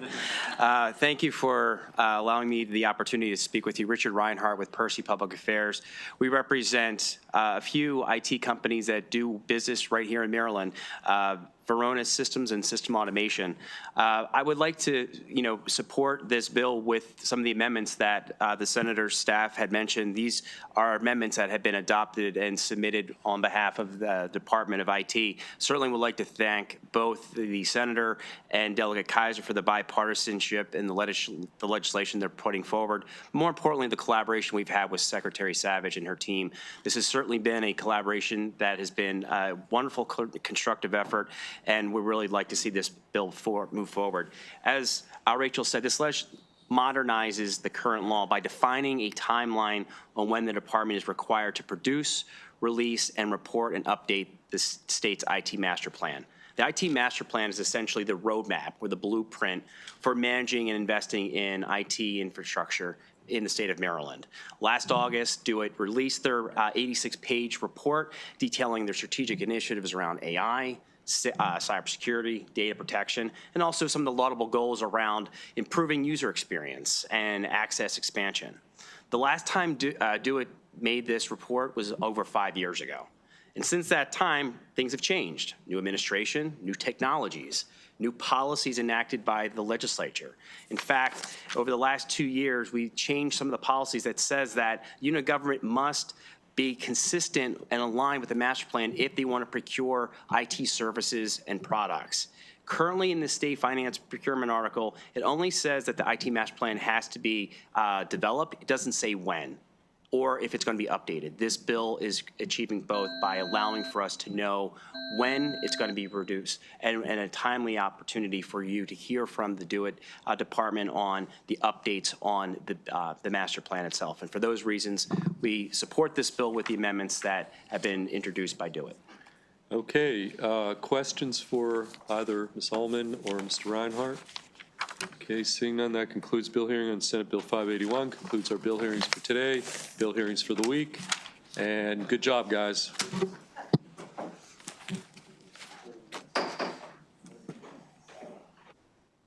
Yeah, Senate's passed. We went like 5 minutes over what I was told we should get to, so.